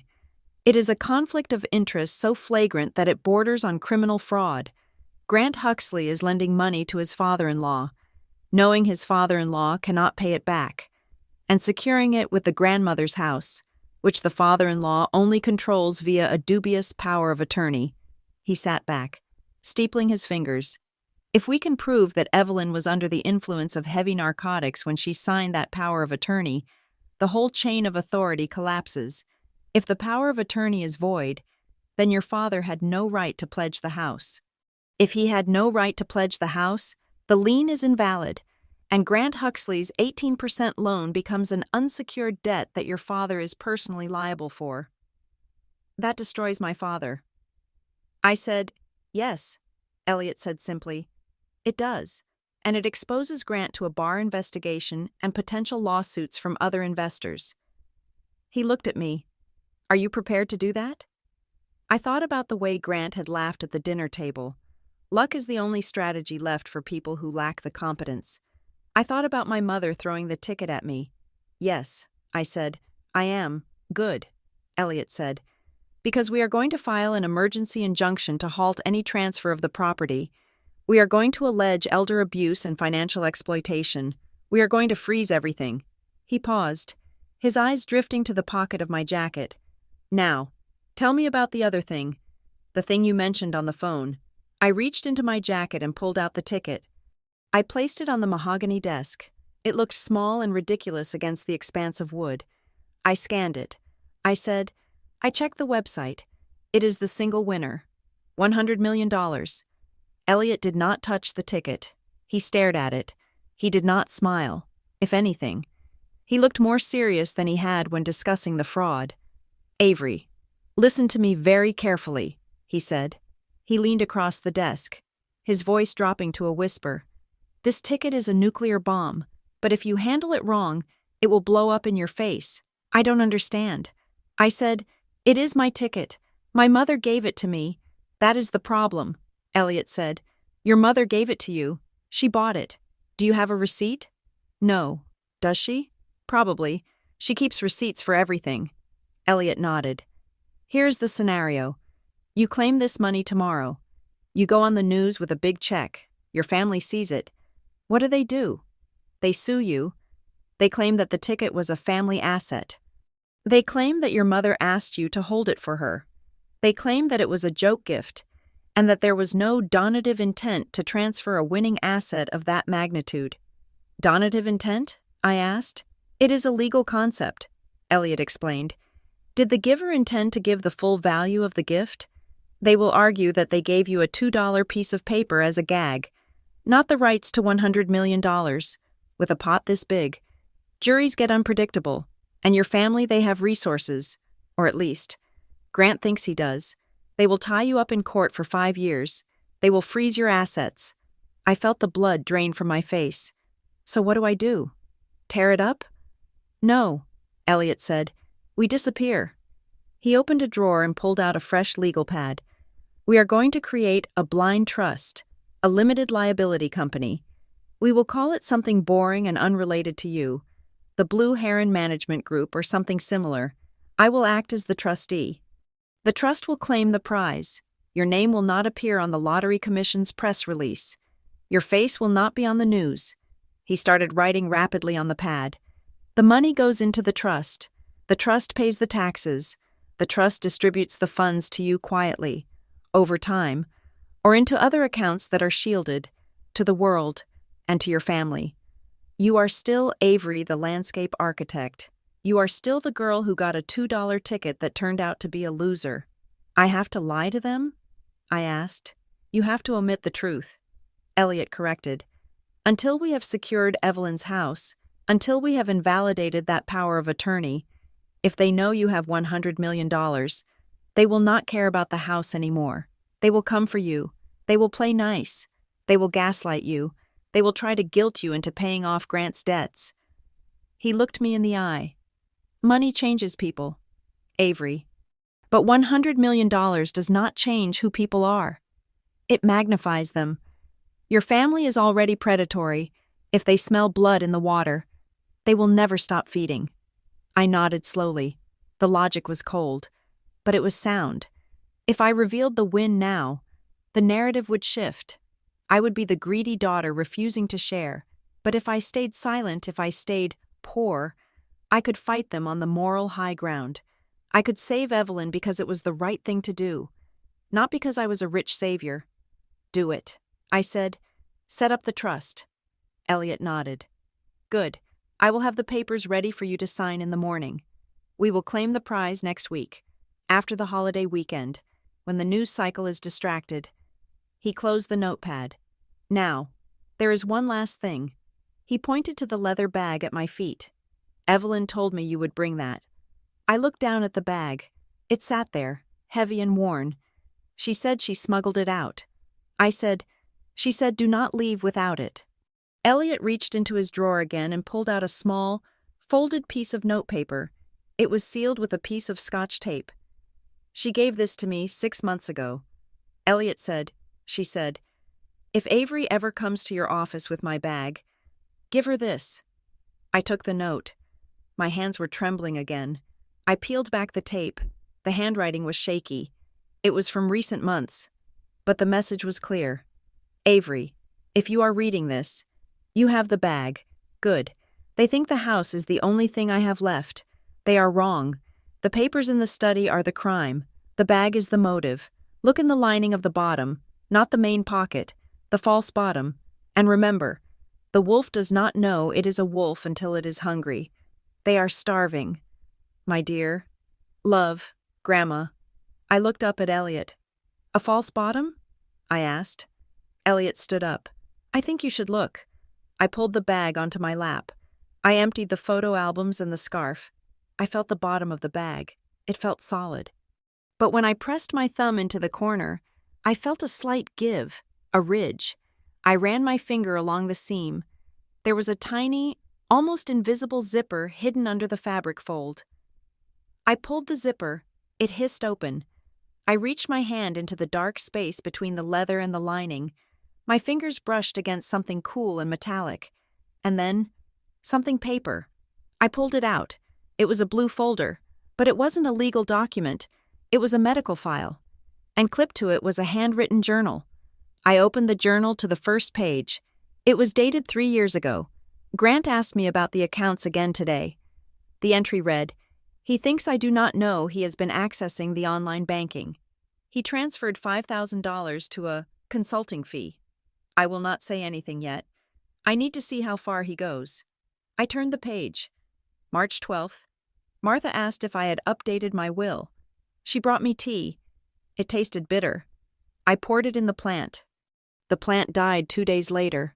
I gasped. The sound sucked the air out of the room. Elliot watched me, his face grim. You see, Avery, he said softly, this didn't start with the loan, and it didn't start with the lottery ticket. I looked at the journal, at the terrifying record of a woman watching her own family slowly encircle her like vultures. She hadn't been senile. She had been a spy in her own home. I looked up at Elliot. They have been planning this for years, I whispered. And now, Elliot said, closing the red file on his desk with a definitive thud, we are going to finish it. He stood up and walked to the window, looking out at the rain-slicked street. Go home. Avery, put the ticket in a safety deposit box. Do not talk to them. When they call you from the ship to ask about the nurse, you answer, you be polite, you be the good little stagehand. He turned back to me, and for the first time, a small, cold smile touched his lips. Let them enjoy their cruise. Let them drink their champagne, because when they get back to shore, we are going to be waiting on the dock, and we are going to take everything. The Bon Voyage party was held on a Sunday, 3 days before the ship was scheduled to depart from the Miami port. My mother had decided that a simple family dinner was insufficient for such a momentous occasion as her favorite daughter going on a vacation. So she had escalated the event into a full-scale production. The theme was nautical elegance. This meant I spent 4 hours on Saturday afternoon hanging navy blue streamers, arranging centerpieces made of white rope and seashells, and confirming the catering order for 3 dozen crab cakes that cost more than my monthly car payment. I arrived at the house at 10 in the morning to oversee the setup. I was wearing my costume, beige slacks, a nondescript polo shirt, and sensible shoes. I looked like staff. That was the point. For the last 3 days, since my meeting with Elliot Vance, I had been practicing the art of being entirely unthreatening. I needed them to see me as they had always seen me. Avery the reliable. Avery the dull. Avery the doormat. If they sensed even a flicker of the $100 million currently sitting in a blind trust awaiting my final signature, or the legal injunction Elliot was preparing to file against the property title, they would strike, and I needed them to leave the state before the war began. Grant was the first one to approach me. I was in the dining room, adjusting the placement of the napkins, folding them into the shape of sailboats, per my mother's request, when I smelled the heavy, peaty scent of his scotch. It was barely noon. "Avery," he said. His voice was too loud for the empty room. I turned. Grant was leaning against the doorframe, wearing a white linen suit that made him look like a plantation owner from a bad movie. He was swirling his drink, his eyes scanning me with a mixture of boredom and calculation. "Grant," I said, keeping my voice flat, "can I get you anything?" He laughed. Walking into the room, No, I am good. Just wanted to see how the other half lives." He gestured vaguely at the napkins. "You are good at this menial stuff," he said. "It is a talent. Really, detail-oriented. Thank you," I said. He took a sip of his drink, watching me over the rim of the glass. "So," he said casually, "did you buy any more tickets?" I paused, my hand hovering over a linen sailboat. I felt a spike of adrenaline, but I forced my heartbeat to slow down. I turned to look at him, widening my eyes in a performance of innocent embarrassment. "No," I said. "I think I learned my lesson. $2 is a lot to waste on a fantasy." Grant smirked. He looked satisfied. "Good girl. That is the thing about gambling. Avery, it is a tax on the stupid. People like us, well, people like Lydia and me, we build wealth. We do not bet on it." He took a step closer, invading my personal space. "Speaking of building," he said, lowering his voice, "I have an opportunity coming up. A private equity fund, high entry barrier. But for family, I could maybe pull some strings. If you have any savings tucked away, maybe that little retirement account you have at the firm, I could double it in a year." I stared at him. He was trying to drain me dry. He had already leveraged Evelyn's house to the hilt, and now, before leaving on a luxury cruise, he was trying to scrape the bottom of my 401k barrel. It was not just greed. It was a pathology. "I will think about it." I lied, "But cash is a little tight right now." He nodded, losing interest immediately. "Right. Well, let me know. I hate to see capital sitting idle." He walked away, leaving me alone with the sailboat napkins. I watched his back, the white linen stretched tight across his shoulders. "You have no idea." I thought, "My capital is not idle. It is just waiting for the right moment to buy your destruction." By 6 in the evening, the party was in full swing. The house was filled with the usual cast of characters, loud uncles, envious cousins, and neighbors who came for the free wine. I spent the night circulating with a tray of appetizers, refilling glasses, and dodging questions about why I wasn't going on the cruise. You know Avery, Aunt Celeste whispered to me near the kitchen. She prefers the quiet. I caught Celeste's eye. She looked terrified. She had been avoiding me since our text exchange, terrified that her complicity would be discovered. I gave her a small, reassuring nod, then moved on. Toward the end of the night, as the guests were beginning to filter out, my mother cornered me in the foyer. She was holding a clipboard. "Avery, darling," she said, her voice dripping with that frantic hostess fatigue.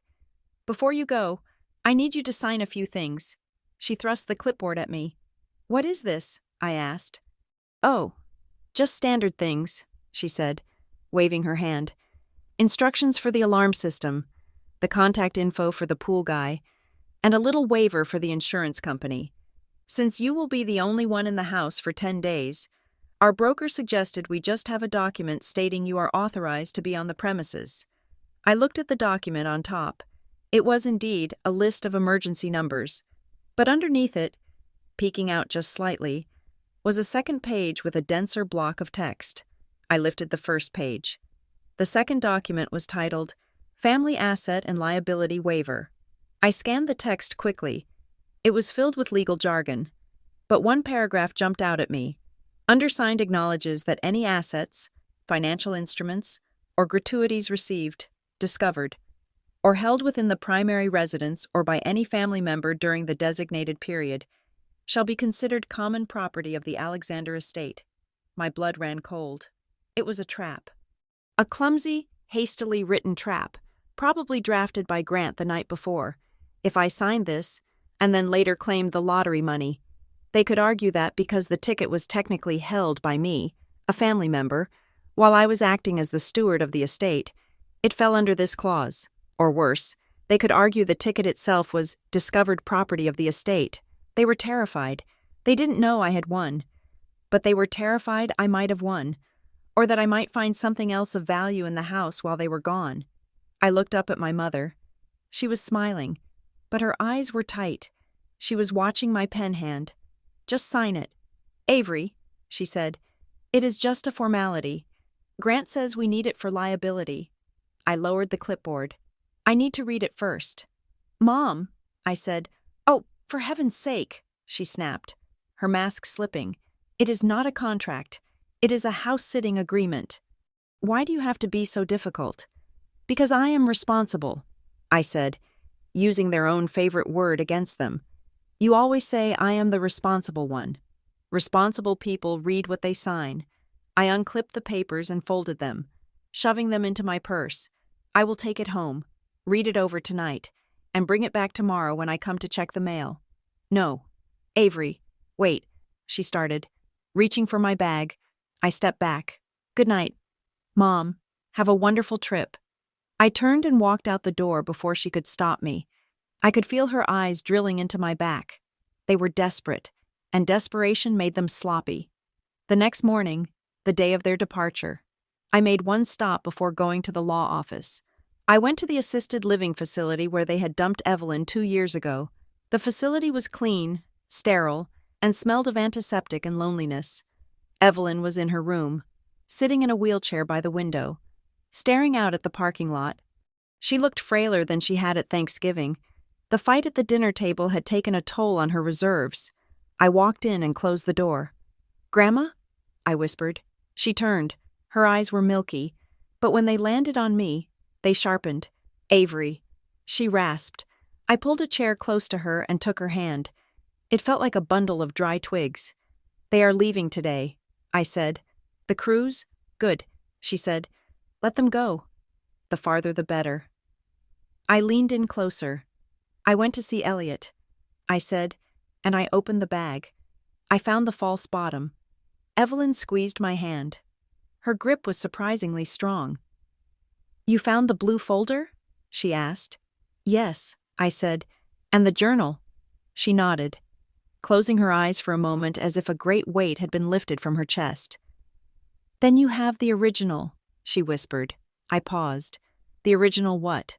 "Grandma?" I asked. "I found the medical files. I found the journal." She opened her eyes. The deed. Avery. The original deed to the house. And the original revocation of power of attorney. I frowned. I saw the revocation.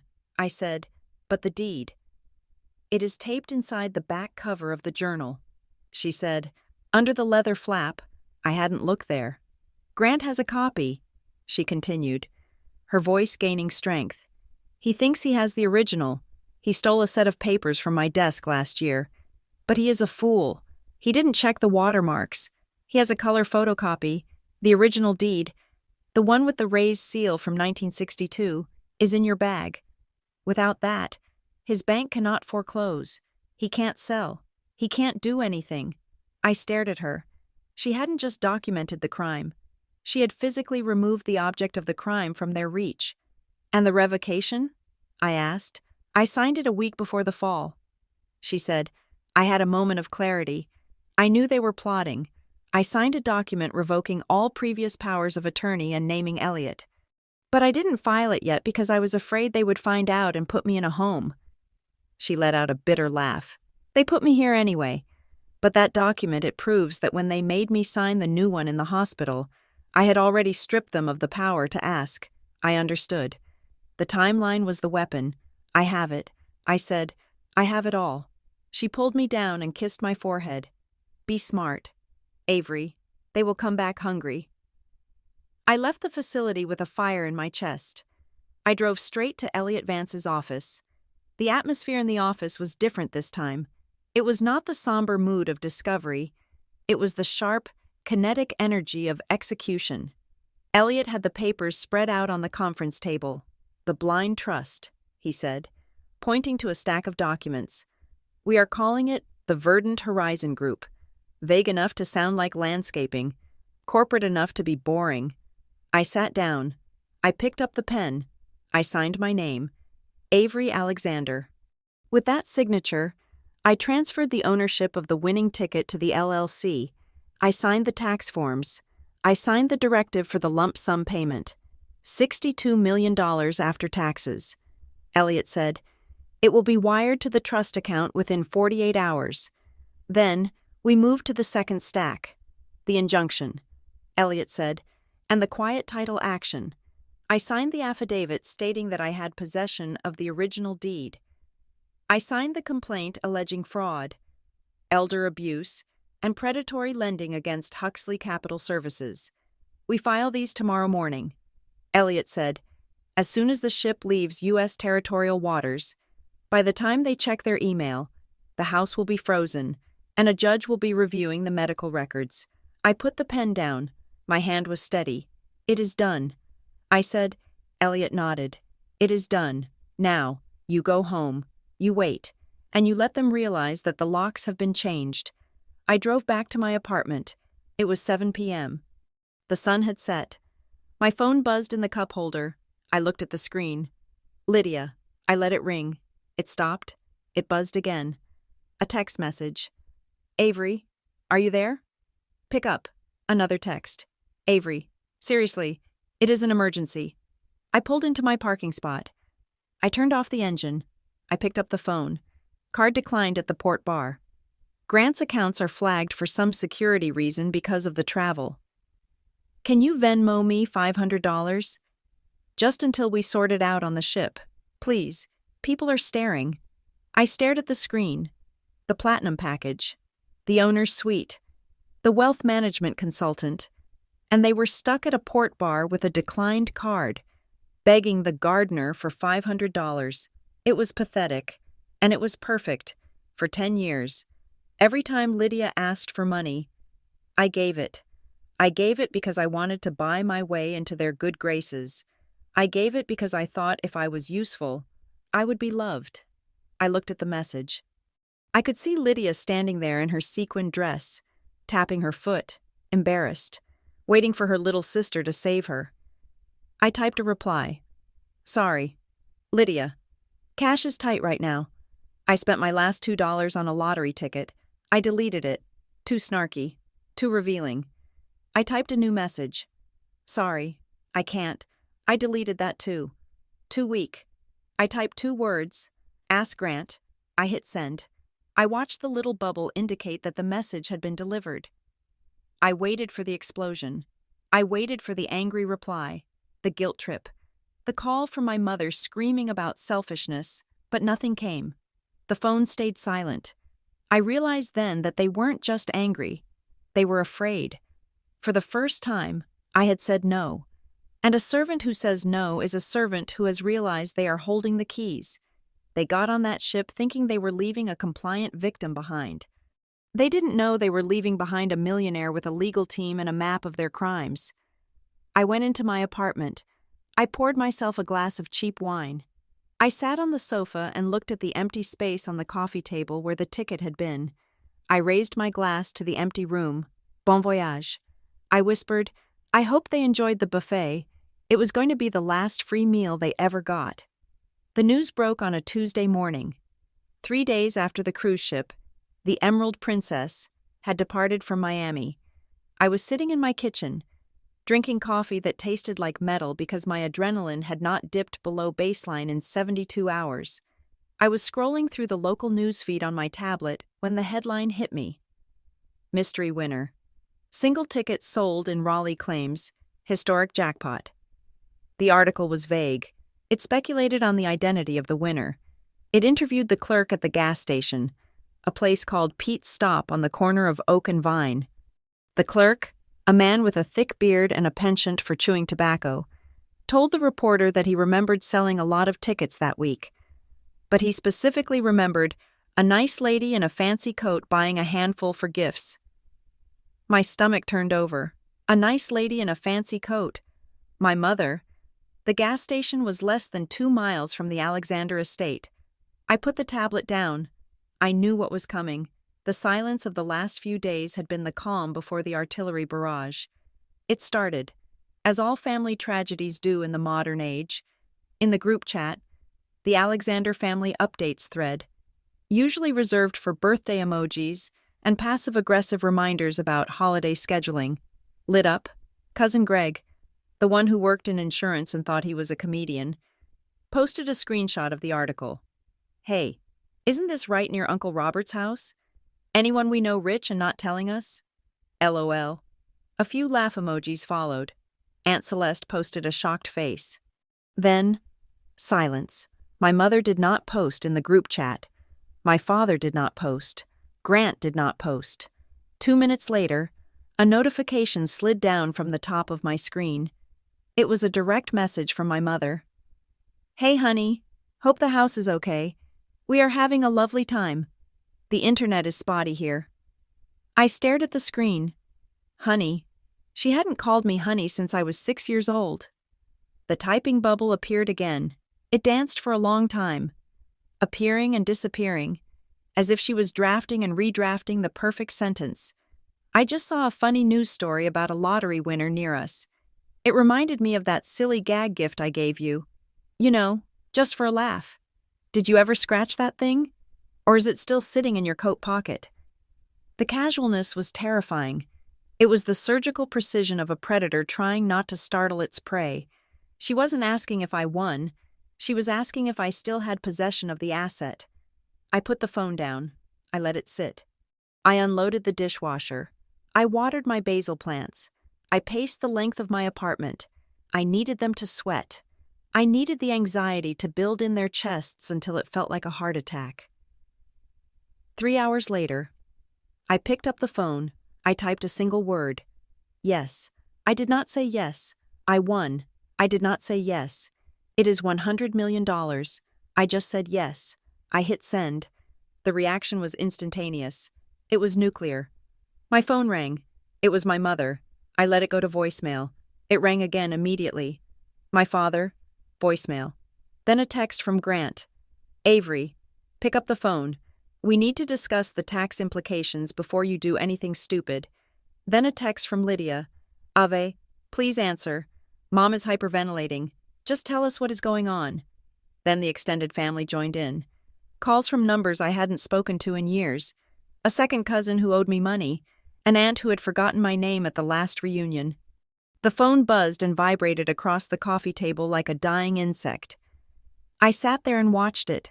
I felt a cold, detached fascination. This was not love. This was not excitement for my good fortune. This was the sound of sharks sensing blood in the water. Then, my other phone rang. The burner phone I had bought specifically for Elliot Vance. I picked it up immediately. "Elliot," I said. "Avery, we have a complication." Elliot said. His voice was tight, stripped of its usual calm legal authority. "What is it? Did the trust paperwork fail?" "No. The trust is fine. The money is secure. But 5 minutes ago, my contact at the Lottery Commission called me." He paused, and I heard the rustle of papers.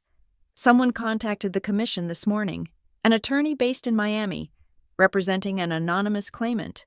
I frowned. "But I am the claimant. We already submitted the claim." "Yes," Elliot said, "but this attorney filed a preemptive dispute. He claims that his client, a Mrs. Martha Alexander, purchased a winning ticket at Pete's Stop, and that the ticket was either lost, stolen, or inadvertently transferred without donative intent.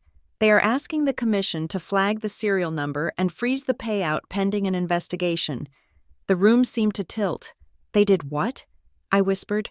"They filed the dispute 4 hours ago. Avery, before you even texted your mother back." I felt the blood drain from my face. They didn't wait for me to confirm. They saw the news article, realized the location and timing matched, and immediately assumed I might have won.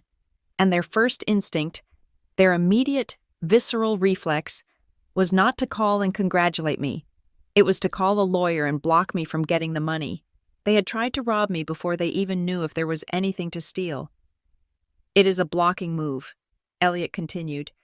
"They are trying to freeze the asset so they can strong-arm you into a settlement. They want to scare you. They want you to think you legally can't touch the money." "Grant," I said. "This has Grant written all over it." "Likely," Elliot agreed.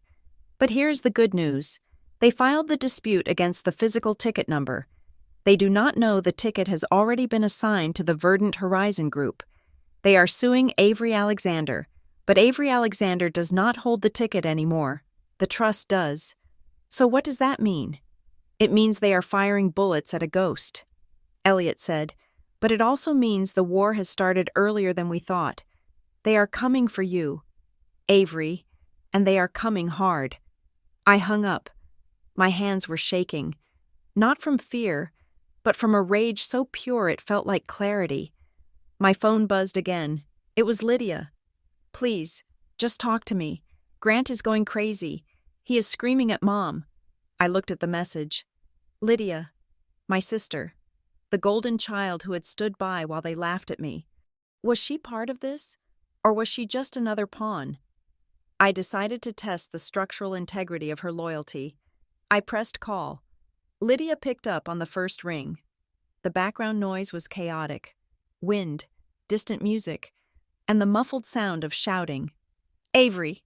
Oh my God! Avery! Why aren't you answering?"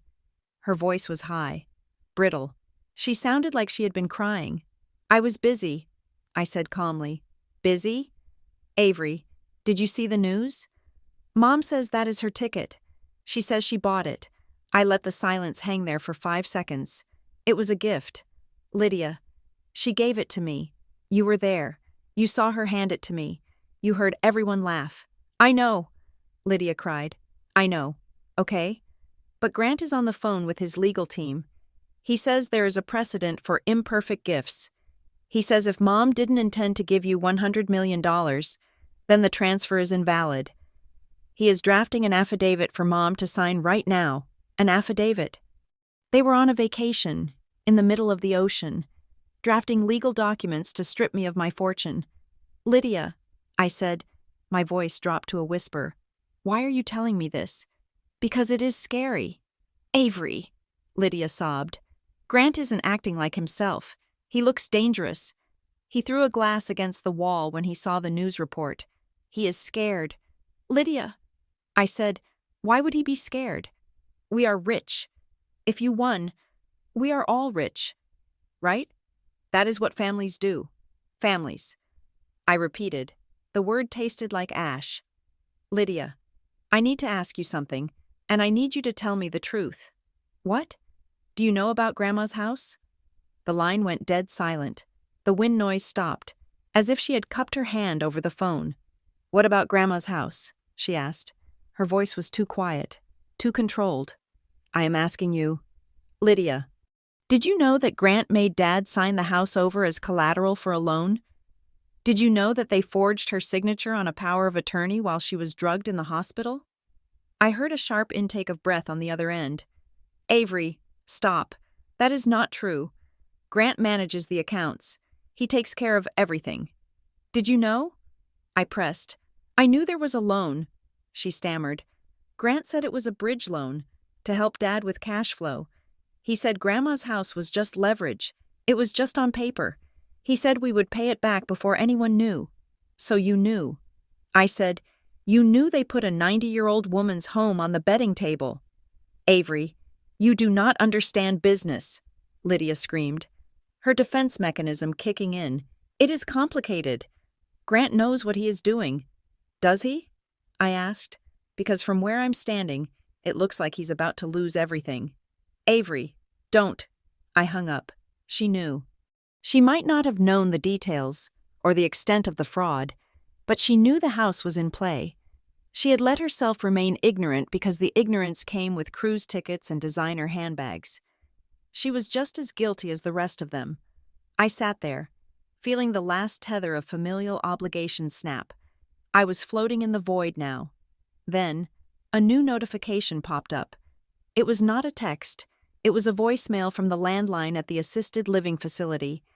I pressed play. There was a crackle of static, then the voice of the head nurse. Mrs. Higgins, Ms.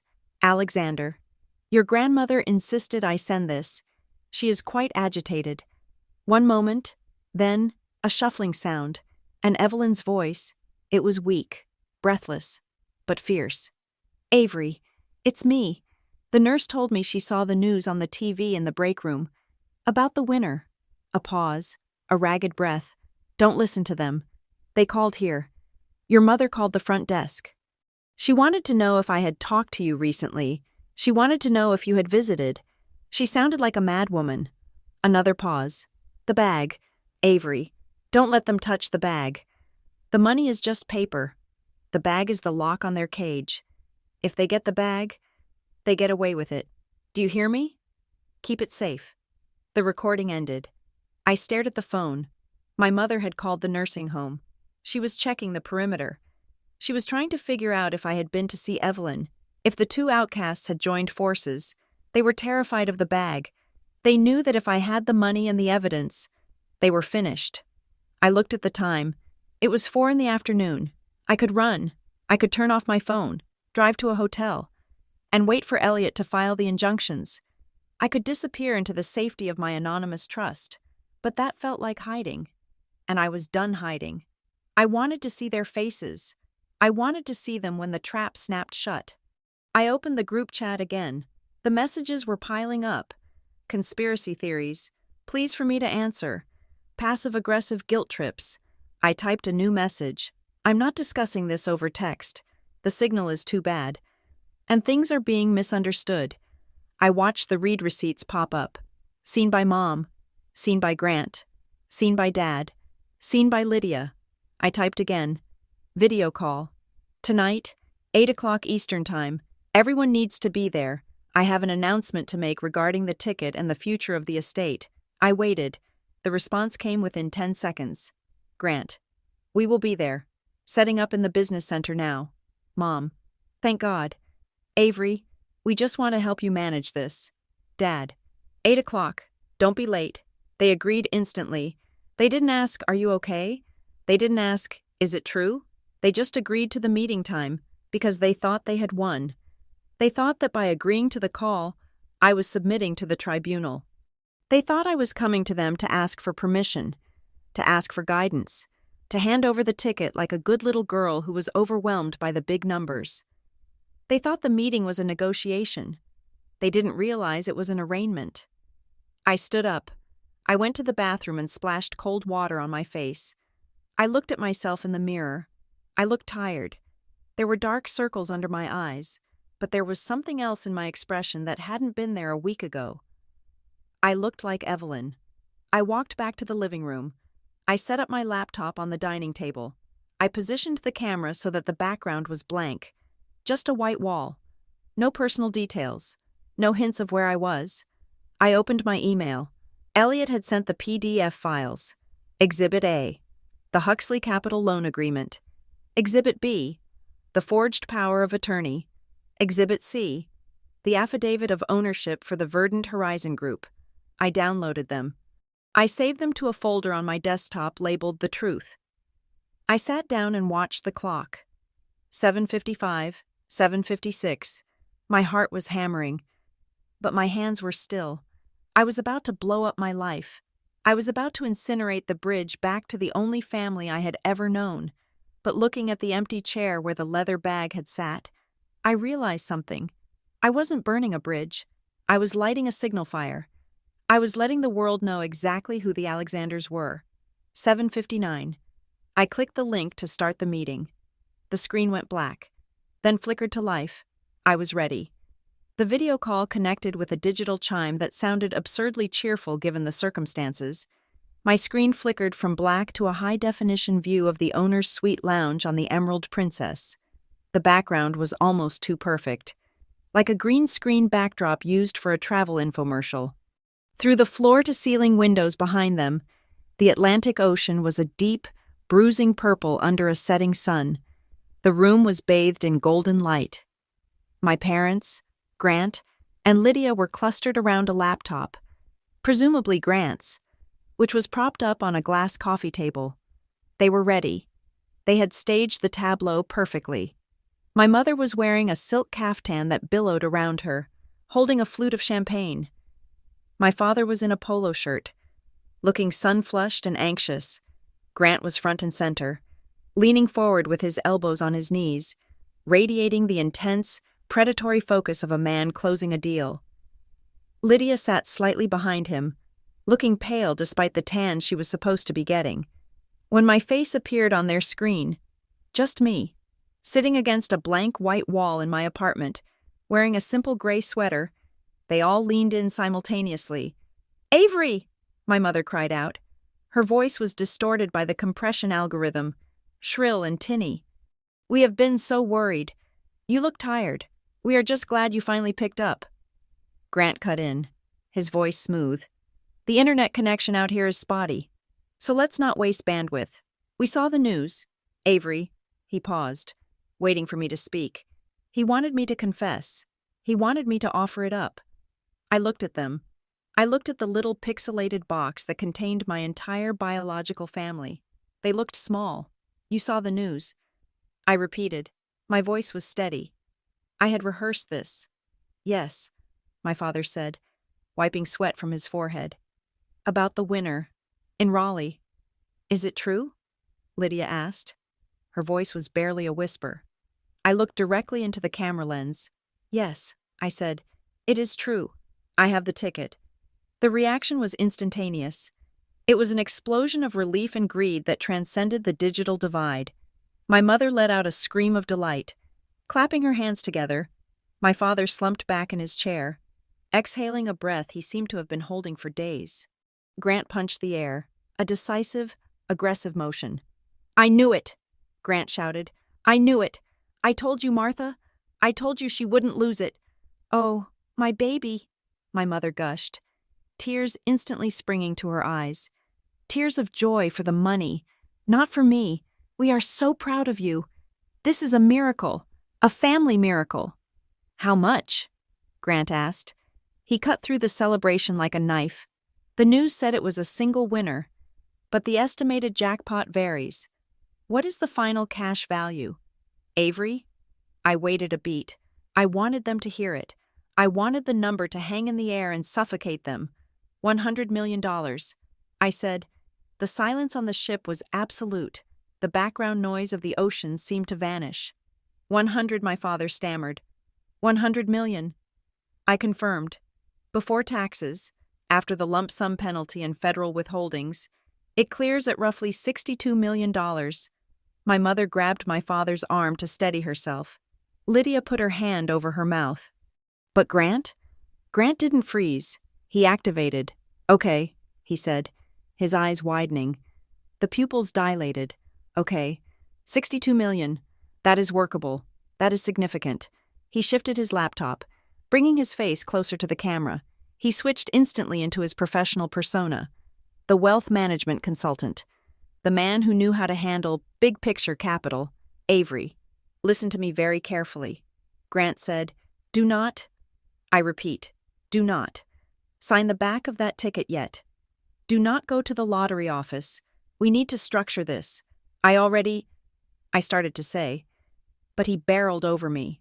No, listen, you are in shock. You are not thinking clearly. This kind of liquidity is dangerous if it is not insulated.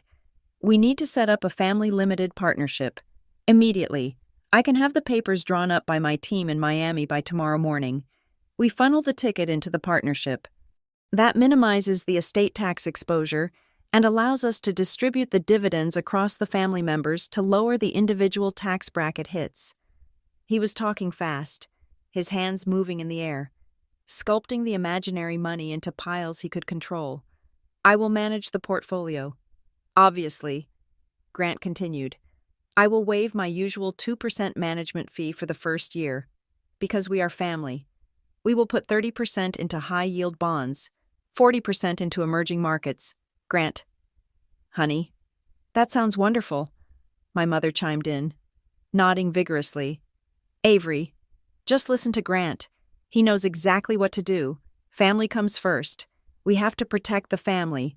Family comes first, my father echoed, like a sleeper agent activated by a code phrase. Lydia just stared at the screen, her eyes darting between Grant's manic energy and my stone-cold face. I let them talk for another 30 seconds. I let them build the castle in the sky. I let them spend the money. I let them imagine the cars, the houses, the power. Then, I reached for my mouse. Stop, I said. It wasn't a shout. It was a command. Grant stopped mid-sentence. What? He asked, annoyed at the interruption. Avery, time is money. Literally. Every day that ticket sits in your pocket is lost interest. I am not talking about the money. Grant. I said, not yet. Well, what else is there to talk about? My mother asked, laughing nervously. The truth. I said. I clicked the share screen button on the video call interface. The image of my face on their laptop was replaced by a PDF document. It was Exhibit A, the Huxley Capital Services Loan Agreement. What is this? My father squinted at the screen. I zoomed in. I highlighted the numbers. $210,000. I read aloud. Borrowed by Robert Alexander. Lended by Huxley Capital Services. Interest rate, 18%. The room on the ship went deadly quiet. My father's face turned a shade of gray that matched the ocean. My mother stopped breathing. Grant's expression shifted. The excitement vanished, replaced by a cold, hard mask. That is private financial data. Avery, Grant said, his voice dropping an octave. Where did you get that? That is a breach of... I scrolled down. I highlighted the signature. Grant Huxley. And here is the collateral. I said, property address, 404 Elm Street, the primary residence of Evelyn Price. Lydia made a sound. A small, choked gasp. She looked at Grant. You said, she whispered. You said it was just a bridge loan. You said the interest was nominal. 18% is not nominal. Lydia, I said, my voice coming through their speakers with crystal clarity, it is predatory. It is a loan designed to fail. I clicked to the next tab. Exhibit B, the power of attorney and the deed of trust. And this, I said, this is how they did it. I zoomed in on the date. September 14th. Grandma was admitted to St. Mary's Hospital on September 13th after a fall.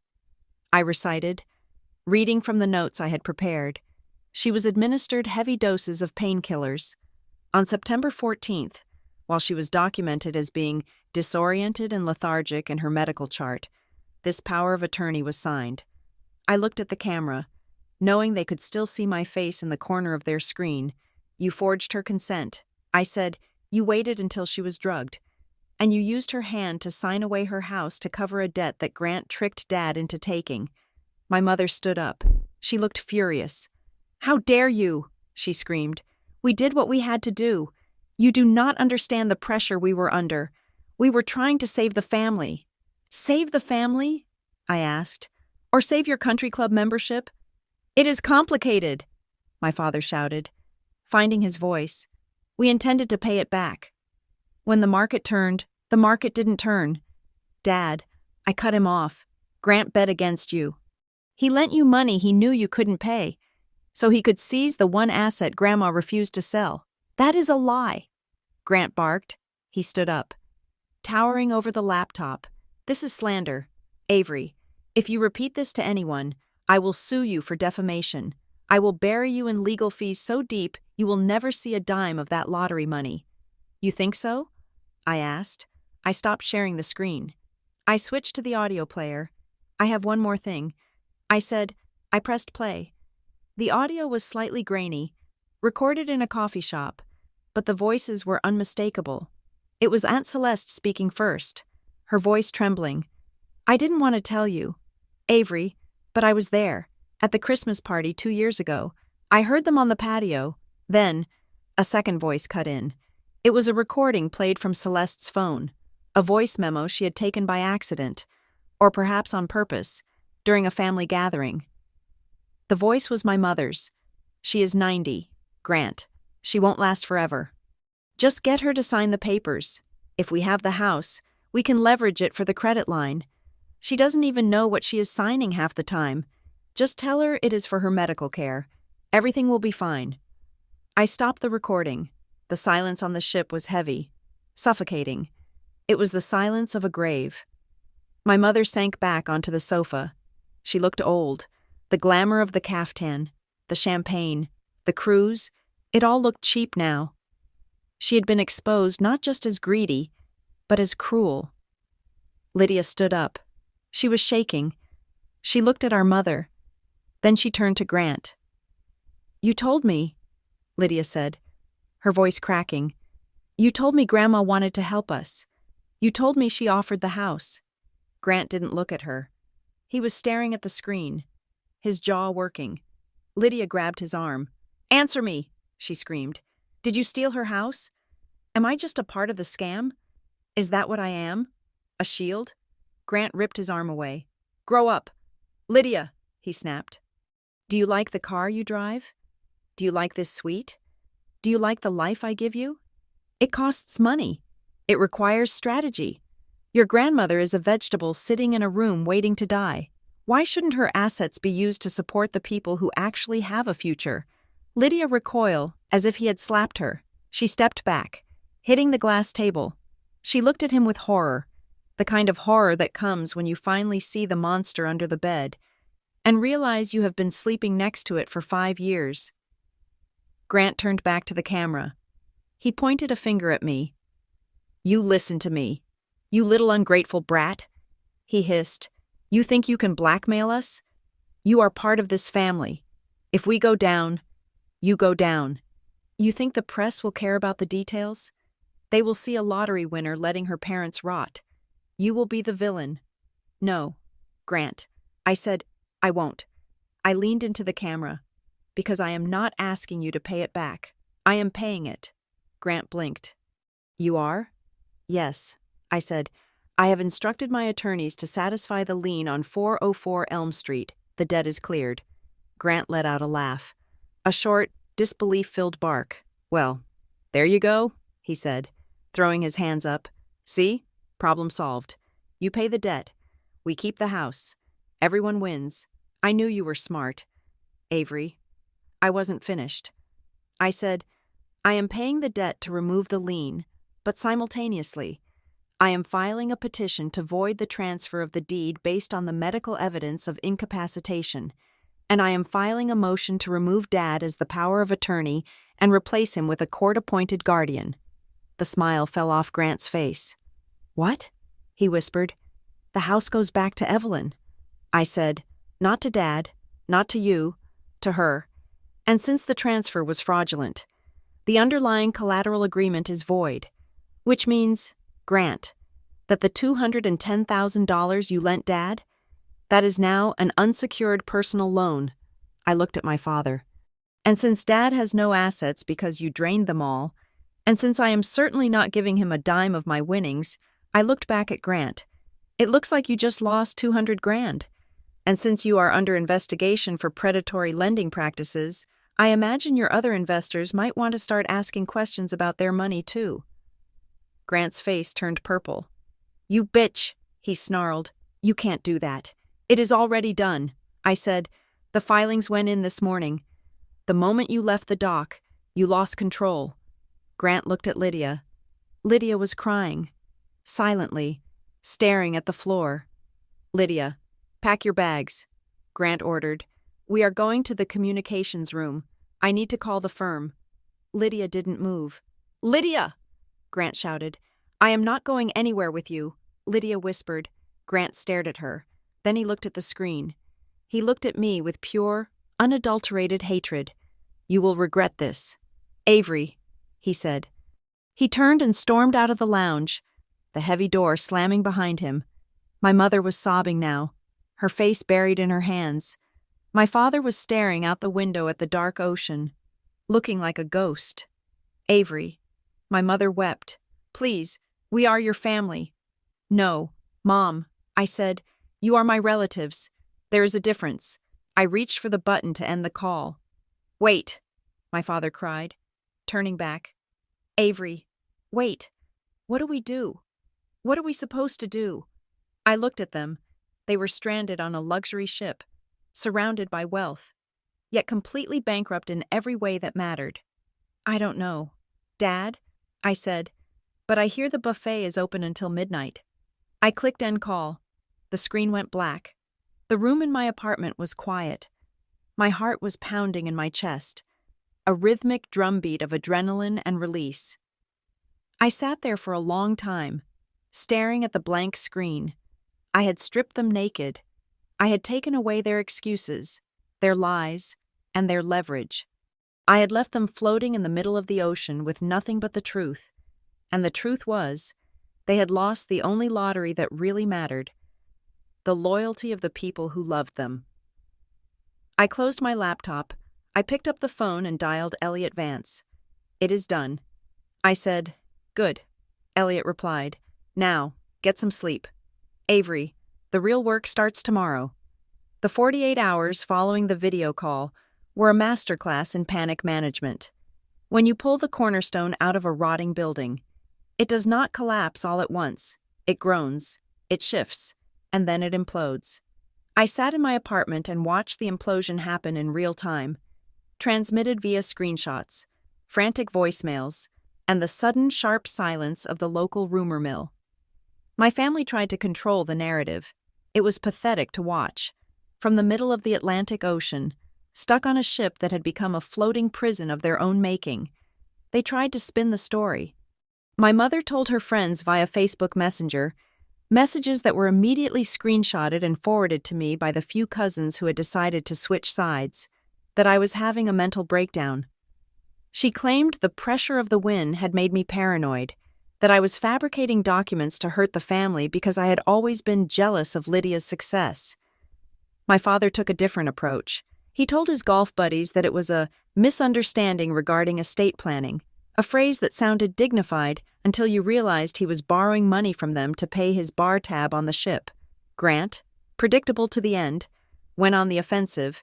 He sent a cease and desist letter to my personal email, drafted on his laptop, without a letterhead, claiming the documents I showed were digitally altered and that he would be filing a defamation suit the moment his feet touched American soil.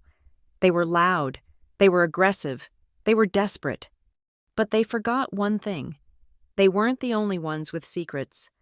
The explosion didn't come from me. I didn't have to leak the documents to the press. I didn't have to call the authorities. I just had to wait. It came from a man named Marcus Thorne. I didn't know Marcus personally, but I knew his name. He was Grant's former business partner, a man who had dissolved their boutique firm 2 years ago under mysterious circumstances. Grant had always claimed Marcus was burned out and lacked vision. On Thursday morning, 12 hours before the Emerald Princess was due to dock in Fort Lauderdale, an article appeared in a prominent financial blog. The headline was dry, but the content was nuclear. Former partner alleging systematic predatory lending at local firm. Marcus Thorne had seen the news about the lottery winner. He had seen the rumors swirling about the Alexander family, and he decided that the statute of limitations on his silence had run out. He went on record. He didn't know about Evelyn specifically, but he knew the pattern. He detailed a system where Grant would target elderly homeowners, friends of his in-laws, people he met at church, and offer them complex, equity-release loans that were mathematically designed to default. He provided emails. He provided spreadsheets. The article went viral locally within 3 hours. By noon, 2 other families had stepped forward in the comment section, sharing stories of how that nice young man Grant had helped them refinance, only for them to lose their vacation homes a year later. The narrative shifted instantly. I wasn't the crazy daughter anymore. I was the whistleblower. My phone stopped ringing with accusations and started ringing with apologies. People who had ignored me for 20 years were suddenly desperate to tell me they always knew there was something off about Grant. I didn't answer them. I let the calls go to voicemail. I didn't want their belated validation. When the ship finally docked, the reality of the situation was waiting for them on the pier. I wasn't there, of course. I was sitting in Elliot Vance's office, drinking lukewarm tea. But I heard about it. Lydia was the first off the gangway. She didn't wait for Grant. She didn't wait for our parents. She walked off the ship wearing dark sunglasses and a hoodie, carrying her own bags. She filed for a legal separation 2 hours later. I didn't hear this from the news. I heard it from the clerk at the county courthouse, who happened to be the sister of a girl I went to high school with. In a small town, information is currency, and suddenly, everyone wanted to pay me. Grant didn't get arrested. Not yet. White-collar crime takes time to prosecute. But he was served with 3 separate lawsuits before he even got to his car. His investors, the sharks he had been afraid of, were not happy. The text messages I received from Lydia later confirmed that his accounts had been frozen, not by the government, but by the private equity firm that backed his shell company. He was radioactive. That afternoon, Elliot Vance made the call we had been preparing for. He called the legal department of the bank that held the lien on Evelyn's house, the bank Grant had used to underwrite his predatory loan. The conversation was short. Elliot didn't threaten. He simply forwarded the medical records proving Evelyn was under the influence of opioids on September 14th. He forwarded the affidavit from Aunt Celeste, and he forwarded a link to the article by Marcus Thorne. Then he made an offer. Ms. Alexander is willing to satisfy the principal of the loan to clear the title. Elliot said, his voice calm and reasonable. She will pay the $210,000. However, she will not pay a cent of interest.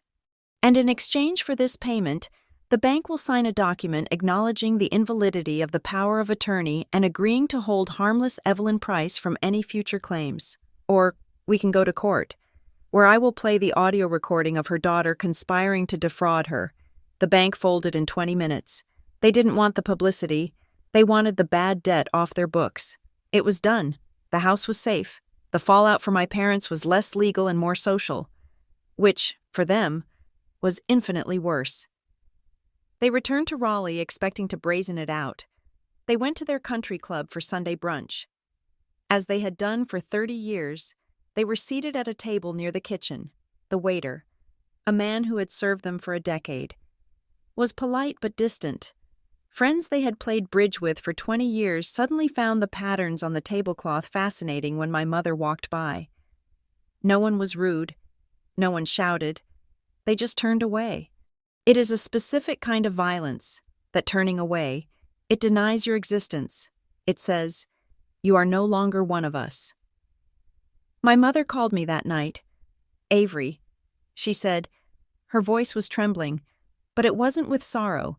It was with indignation. Do you know what Mrs. Gable did today? She looked right through me. Me! I chaired the charity auction with her last year. I remained silent, holding the phone to my ear. looking out the window of my new apartment. "You have to fix this. Avery," she continued, her voice rising. "You have to put out a statement. Tell them it was a misunderstanding. Tell them we are a united family. If you have that much money, you can make a donation. Name a wing of the hospital after us. That will shut them up." She didn't ask how I was. She didn't ask about Evelyn. She asked for a shield. She wanted my money to buy back the reputation she had sold. "I can't do that." "Mom," I said quietly. "What do you mean you can't? You have millions." "I have the money," I said. "But I can't buy you a new character." "Avery! How dare you!" I hung up. I blocked the number. It was the first time in my life I had blocked my mother. It felt like cutting off a limb that had been gangrenous for years. It hurt. But it was the pain of healing. I didn't move into a mansion. I didn't buy a sports car. I rented a small, quiet cottage on the edge of town, surrounded by old oak trees. It had a garden that had been neglected for years. I spent my days there, working the soil. I pulled weeds. I planted hydrangeas. I fixed the trellis.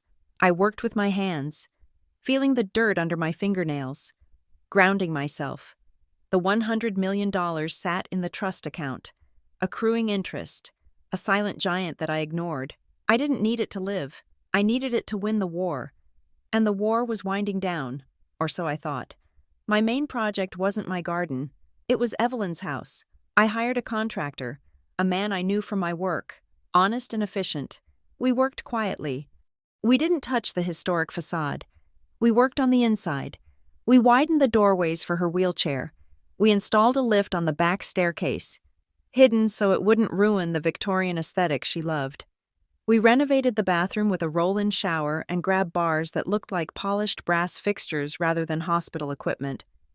I used my own money, my salary savings, not the lottery winnings, to pay for the initial materials. I wanted to build this with my own labor. When I brought Evelyn home, it was a Tuesday afternoon. The sky was a brilliant, crisp blue. She sat in her wheelchair on the sidewalk, looking up at the house. The paint was peeling slightly on the eaves. The porch sagged a little on the left, but it was hers. "Is it true?" she asked, her voice thin. "Is it really clear?" I showed her the paper, the release of Lienne, the deed, now free of any encumbrance. "It is yours. Grandma," I said, "nobody can touch it, and nobody can touch you." She didn't cry. Evelyn Price was not a woman who cried easily. She just reached out and touched the iron railing of the fence. She traced the cold metal with her hand. Reclaiming it, "Take me inside," she said. We sat in her living room that afternoon. I made tea. It was quiet. The ghosts of the last few months seemed to recede, pushed back by the smell of steeping Earl Grey and the dust motes dancing in the sunlight. "Avery," she said, putting her cup down, "you know they aren't done." "I know." I said, "Grant is ruined. Mom and Dad are pariahs. That makes them dangerous." She said, "A cornered rat will bite even when its neck is broken." I nodded. I knew she was right. But I felt safe here. Then, the letter came. It wasn't from my parents. It was from Lydia.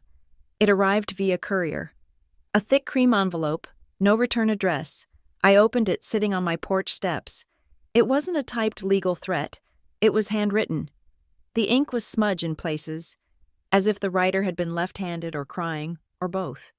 "Avery, I'm staying at a friend's apartment in Charlotte. I haven't spoken to Grant in 4 days. I don't know where he is, and I don't care. I wanted to write to you because I couldn't say this on the phone. I was afraid you would hang up, and you would have been right to. I looked at you for 30 years, and I never really saw you. I saw the sister who wasn't as pretty, or as successful, or as lucky. I believed the story Mom told us, that you were difficult, that you liked being alone. I see now that you weren't difficult. You were just the only one who wasn't pretending. I am not asking for money. Please believe that.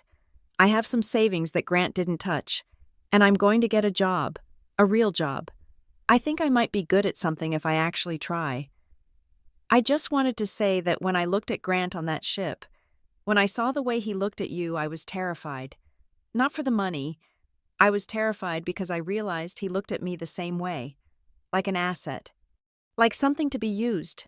You saved Grandma, but I think you saved me too. Because if you hadn't blown it all up, I would have stayed on that ship forever. If you ever want to get coffee, cheap coffee, my treat, let me know. If not, I understand. Your sister, Lydia. I folded the letter. I felt a stinging in my eyes. It wasn't forgiveness, not yet. Forgiveness is a landscape you have to travel across. You don't just teleport there, but it was a start. It was a crack in the ice. I put the letter in my pocket. I looked out at the garden I was restoring. Things were quieting down. The lawsuits were grinding through the system. The scandal was fading from the front page, replaced by newer, louder news. But peace is often just the interval between two wars. 2 days later, Elliot Vance called me. Avery, he said. His voice wasn't relaxed. It had the sharp, professional edge I had heard the first day I met him. What is it? I asked. Did Grant file another motion? No, Elliot said. It is your mother. I sighed. What is she doing now? Trying to bill me for the cruise? She has retained counsel, Elliot said. A high-end firm in Atlanta. They just sent over a packet of discovery documents for a civil suit they are preparing to file. Let them sue. I said, the trust is airtight. The ticket is gone. It is not about the trust. Avery, it is about the intent. Elliot paused. They have a document. Avery, a gift confirmation affidavit. I frowned. I didn't sign anything. I said, she tried to make me sign that liability waiver before they left, but I refused. I took it home. I know, Elliot said. But this document isn't the liability waiver. It is dated the day of Thanksgiving. It states that the lottery ticket was purchased by Martha Alexander and transferred to Avery Alexander solely for the purpose of custodial holding due to the mother's lack of pockets at the time of purchase. That is a lie, I said, my voice rising. That is an absolute lie. She handed it to me in an envelope. It was a gift. Everyone saw it. And here is the kicker, Elliot said, his voice dropping. It has your signature on it. I froze. The wind rustled the leaves of the oak tree above me, but I couldn't hear it. I didn't sign it. I whispered, I am looking at a digital copy. Avery, it looks like your signature. It looks exactly like your signature. Grant, I said. The realization hit me like a physical blow. He has my signature on file. From the insurance forms I signed years ago. From the birthday cards. He traced it. Or he photoshopped it. We can prove it is a forgery. Elliot said, we can hire forensic handwriting analysts. We can fight this. But? I asked. I could hear the but in his voice.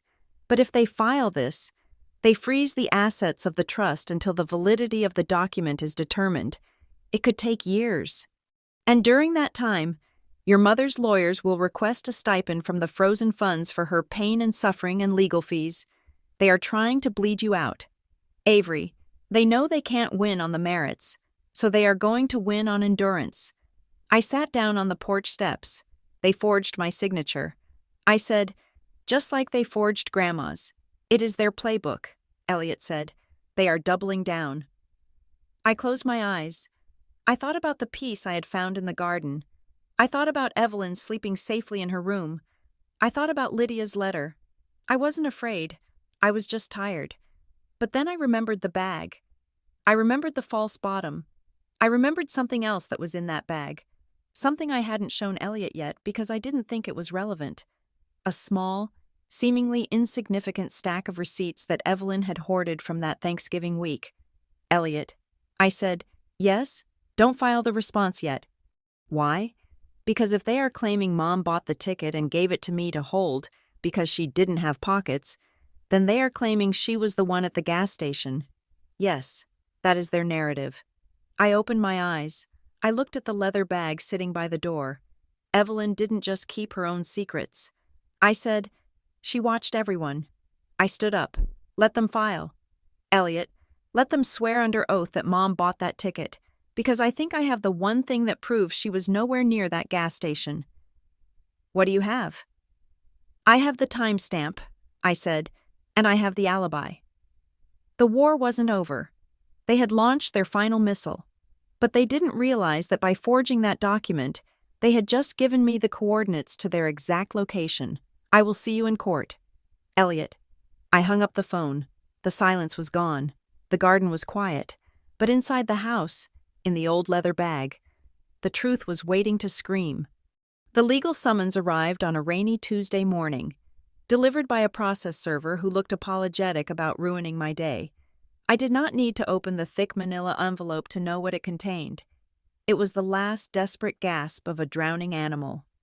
My mother, Martha Alexander, had filed a civil suit claiming that the winning lottery ticket was a custodial asset belonging to the Alexander family estate, arguing that she had purchased the ticket and merely entrusted it to me for safekeeping because she lacked a purse at the moment of purchase.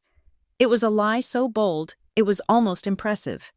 The document she had attached as evidence was a digital copy of a gift confirmation affidavit, dated Thanksgiving Day. It bore a signature that looked remarkably like mine. It was a clumsy forgery, likely traced from an old birthday card or tax form Grant had on file. But it was enough to grant them a temporary hearing. They were trying to force a settlement. They were betting that I would pay them $10 or $20 million just to make them go away. They did not know I wasn't betting with money anymore.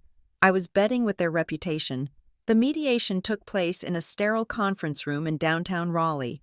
Neutral ground chosen by the court. The room smelled of floor wax and stale coffee. On one side of the long mahogany table sat my parents and a team of expensive lawyers from Atlanta, hired, I assumed, on a contingency fee, because my parents certainly didn't have the cash to pay their retainers. Grant was not there. He was currently dealing with a deposition for his own fraud investigation and had been advised by his criminal defense attorney to stay as far away from the Alexander family civil suits as possible. On the other side sat Elliot Vance and me. My mother looked terrible. She was wearing a black dress that was too formal for a Tuesday morning, perhaps trying to evoke the image of a grieving matriarch. My father refused to make eye contact with me, staring resolutely at a water pitcher in the center of the table. The opposing counsel, a man with a smile that showed too many teeth, opened the proceedings. "We are here to rectify a misunderstanding," he said smoothly. Mrs. Alexander purchased a ticket. She handed it to her daughter. There was no donative intent to transfer the underlying value of the jackpot. The affidavit we have submitted proves that Avery Alexander acknowledged her role as a custodian of this asset. We are simply asking for the return of the property. Elliot Vance didn't even blink. He adjusted his glasses and pushed a single piece of paper across the table. "This affidavit," Elliot said, his voice dry and precise, "is dated November 24th. However, the metadata on the digital file, which your client, Mr. Huxley, foolishly forgot to scrub, shows it was created on December 3rd. That is 4 days after the jackpot was announced." The opposing lawyer stiffened. He picked up the paper, his smile faltering. "Furthermore," Elliot continued, "we have forensic handwriting analysis ready to testify that the signature on this document is a digital composite. It is a forgery, and in the state of North Carolina, presenting forged evidence in a civil mediation is a felony." My mother made a small, choking sound. "That is ridiculous," she hissed. "I bought that ticket. I gave it to her. It is my money." I looked at her, really looked at her. For the first time, I didn't see the woman who controlled my childhood. I saw a terrified, greedy stranger. "It is not about the money, Mom," I said quietly.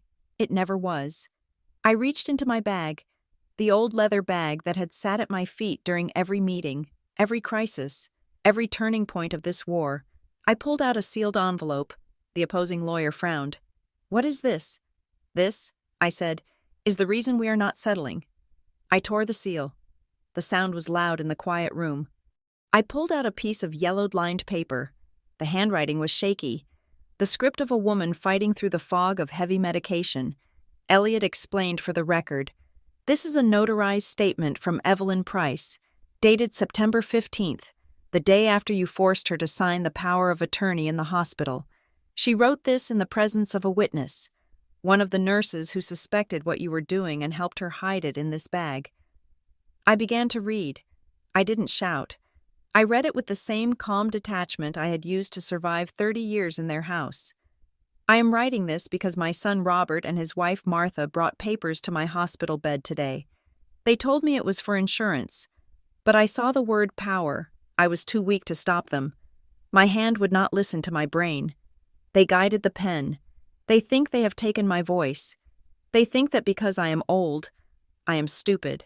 I paused. My father had turned a sickly shade of gray. My mother was gripping the edge of the table so hard her knuckles were white. I continued reading the final paragraph. "If my granddaughter Avery ever stands up to them, if she ever opens this bag and finds this note, it means she has finally realized that she is worth more than they told her. If Avery stands up, it means she still has kindness left in her heart. To whoever is reading this, do not let them turn that kindness into a loophole. They will try to use her love to rob her. Do not let them—" I placed the paper on the table. "Do not turn kindness into a loophole." I repeated. I looked at the opposing lawyer. "You have a forged affidavit claiming I agreed to be a custodian." I said, "I have a notarized statement from the family matriarch proving a pattern of coercion. Forgery. An elder abuse that predates the lottery win by months. If we go to trial, I will not just win the money, I will put my parents in prison for fraud." The lawyer looked at the note. He looked at the metadata report Elliot had provided. He looked at his clients. He closed his folder. He leaned over and whispered something to my mother. She shook her head violently. He whispered again, more urgently.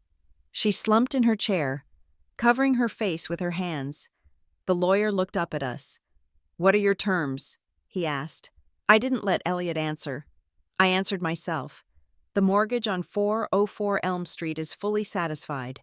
I said, "I have already paid the bank $210,000 to clear the lien. The house is free." My father looked up, a flicker of hope in his eyes. "Does that mean he started?" "It means the house belongs to Evelyn Price," I said, cutting him off. "And here's the deal. I will drop the criminal complaint regarding the forged power of attorney. I will not press charges for the attempted theft of the lottery winnings." I slid a document across the table. "In exchange, you will sign this. It is a permanent restraining order and a forfeiture of all future claims against the Evelyn Price estate and against me. You will never set foot on the property at 404 Elm Street again. You will never contact Evelyn. You will never contact me." But my mother sobbed. "We are your parents." "No," I said, "you are the people who sold me for a cruise ticket. Sign it, or we go to trial." They signed. They signed it with shaking hands. Under the fluorescent lights of a windowless room, there was no hug, no goodbye. When the ink was dry, I stood up, picked up the leather bag, and walked out. I didn't look back. I didn't need to. I knew what I was leaving behind, a lifetime of waiting for permission to exist. The aftermath was a slow, quiet settling of dust. Grant was indicted 3 weeks later. The investigation into Huxley Capital Services uncovered a Ponzi-like scheme involving 6 other families. He was facing 10 to 15 years.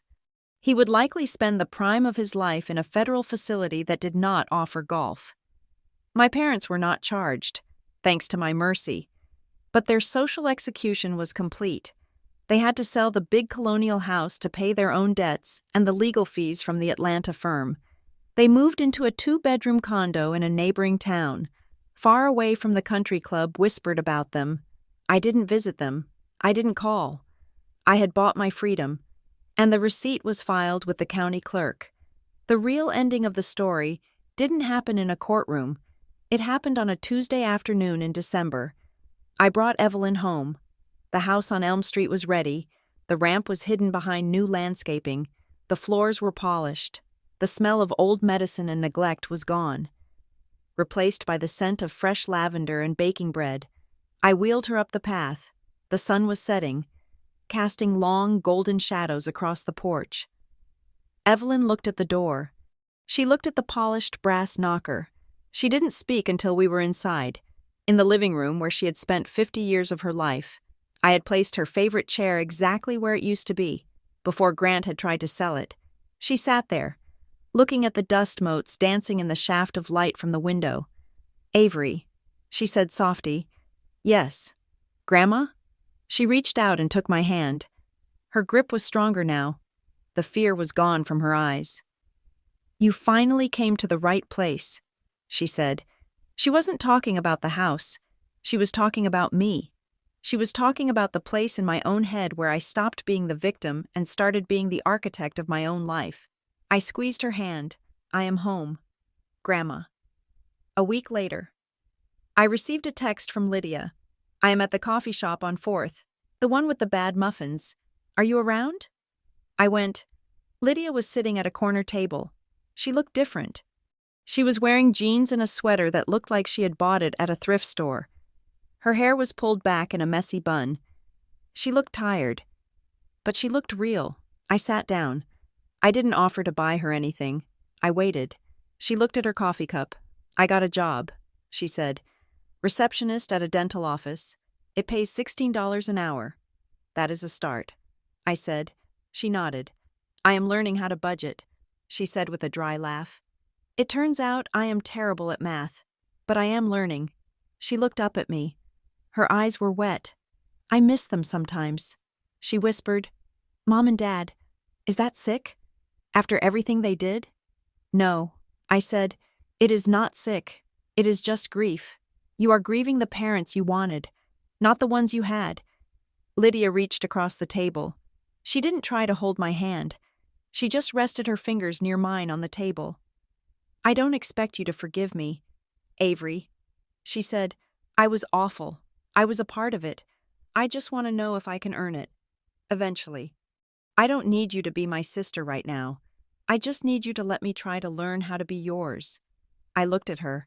I saw the girl who used to share a room with me before our parents separated us into winner and loser. "You can try," I said. "But coffee is on you today." Lydia smiled. A real, genuine smile. Deal. In the months that followed, I did not buy a yacht. I did not buy an island. I established the Evelyn Price Foundation. It was a small, focused fund designed to provide grants and legal support to women in creative and technical fields. Women like me, who had been told their dreams were hobbies.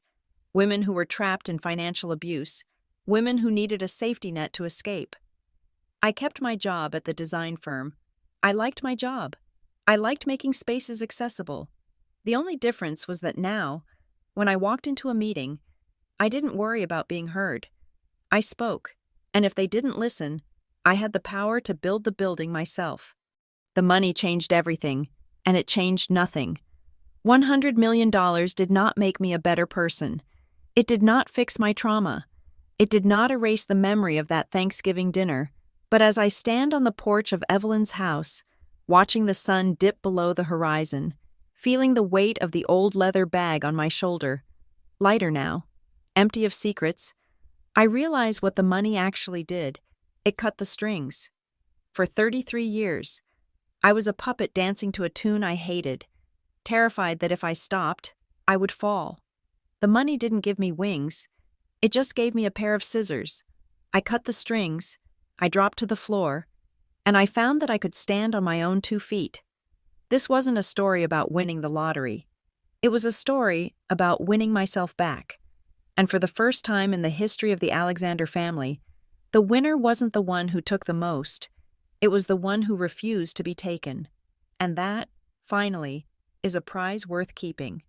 Thank you so much for listening to this story. I would love to know where you are tuning in from right now. Drop a comment below with your city and what time it is there. Let's see how far this story has traveled. If you enjoyed Avery's journey, please subscribe to Lily Revenge Stories, like this video, and hit that hype button to help this story get heard by more people. See you in the next one.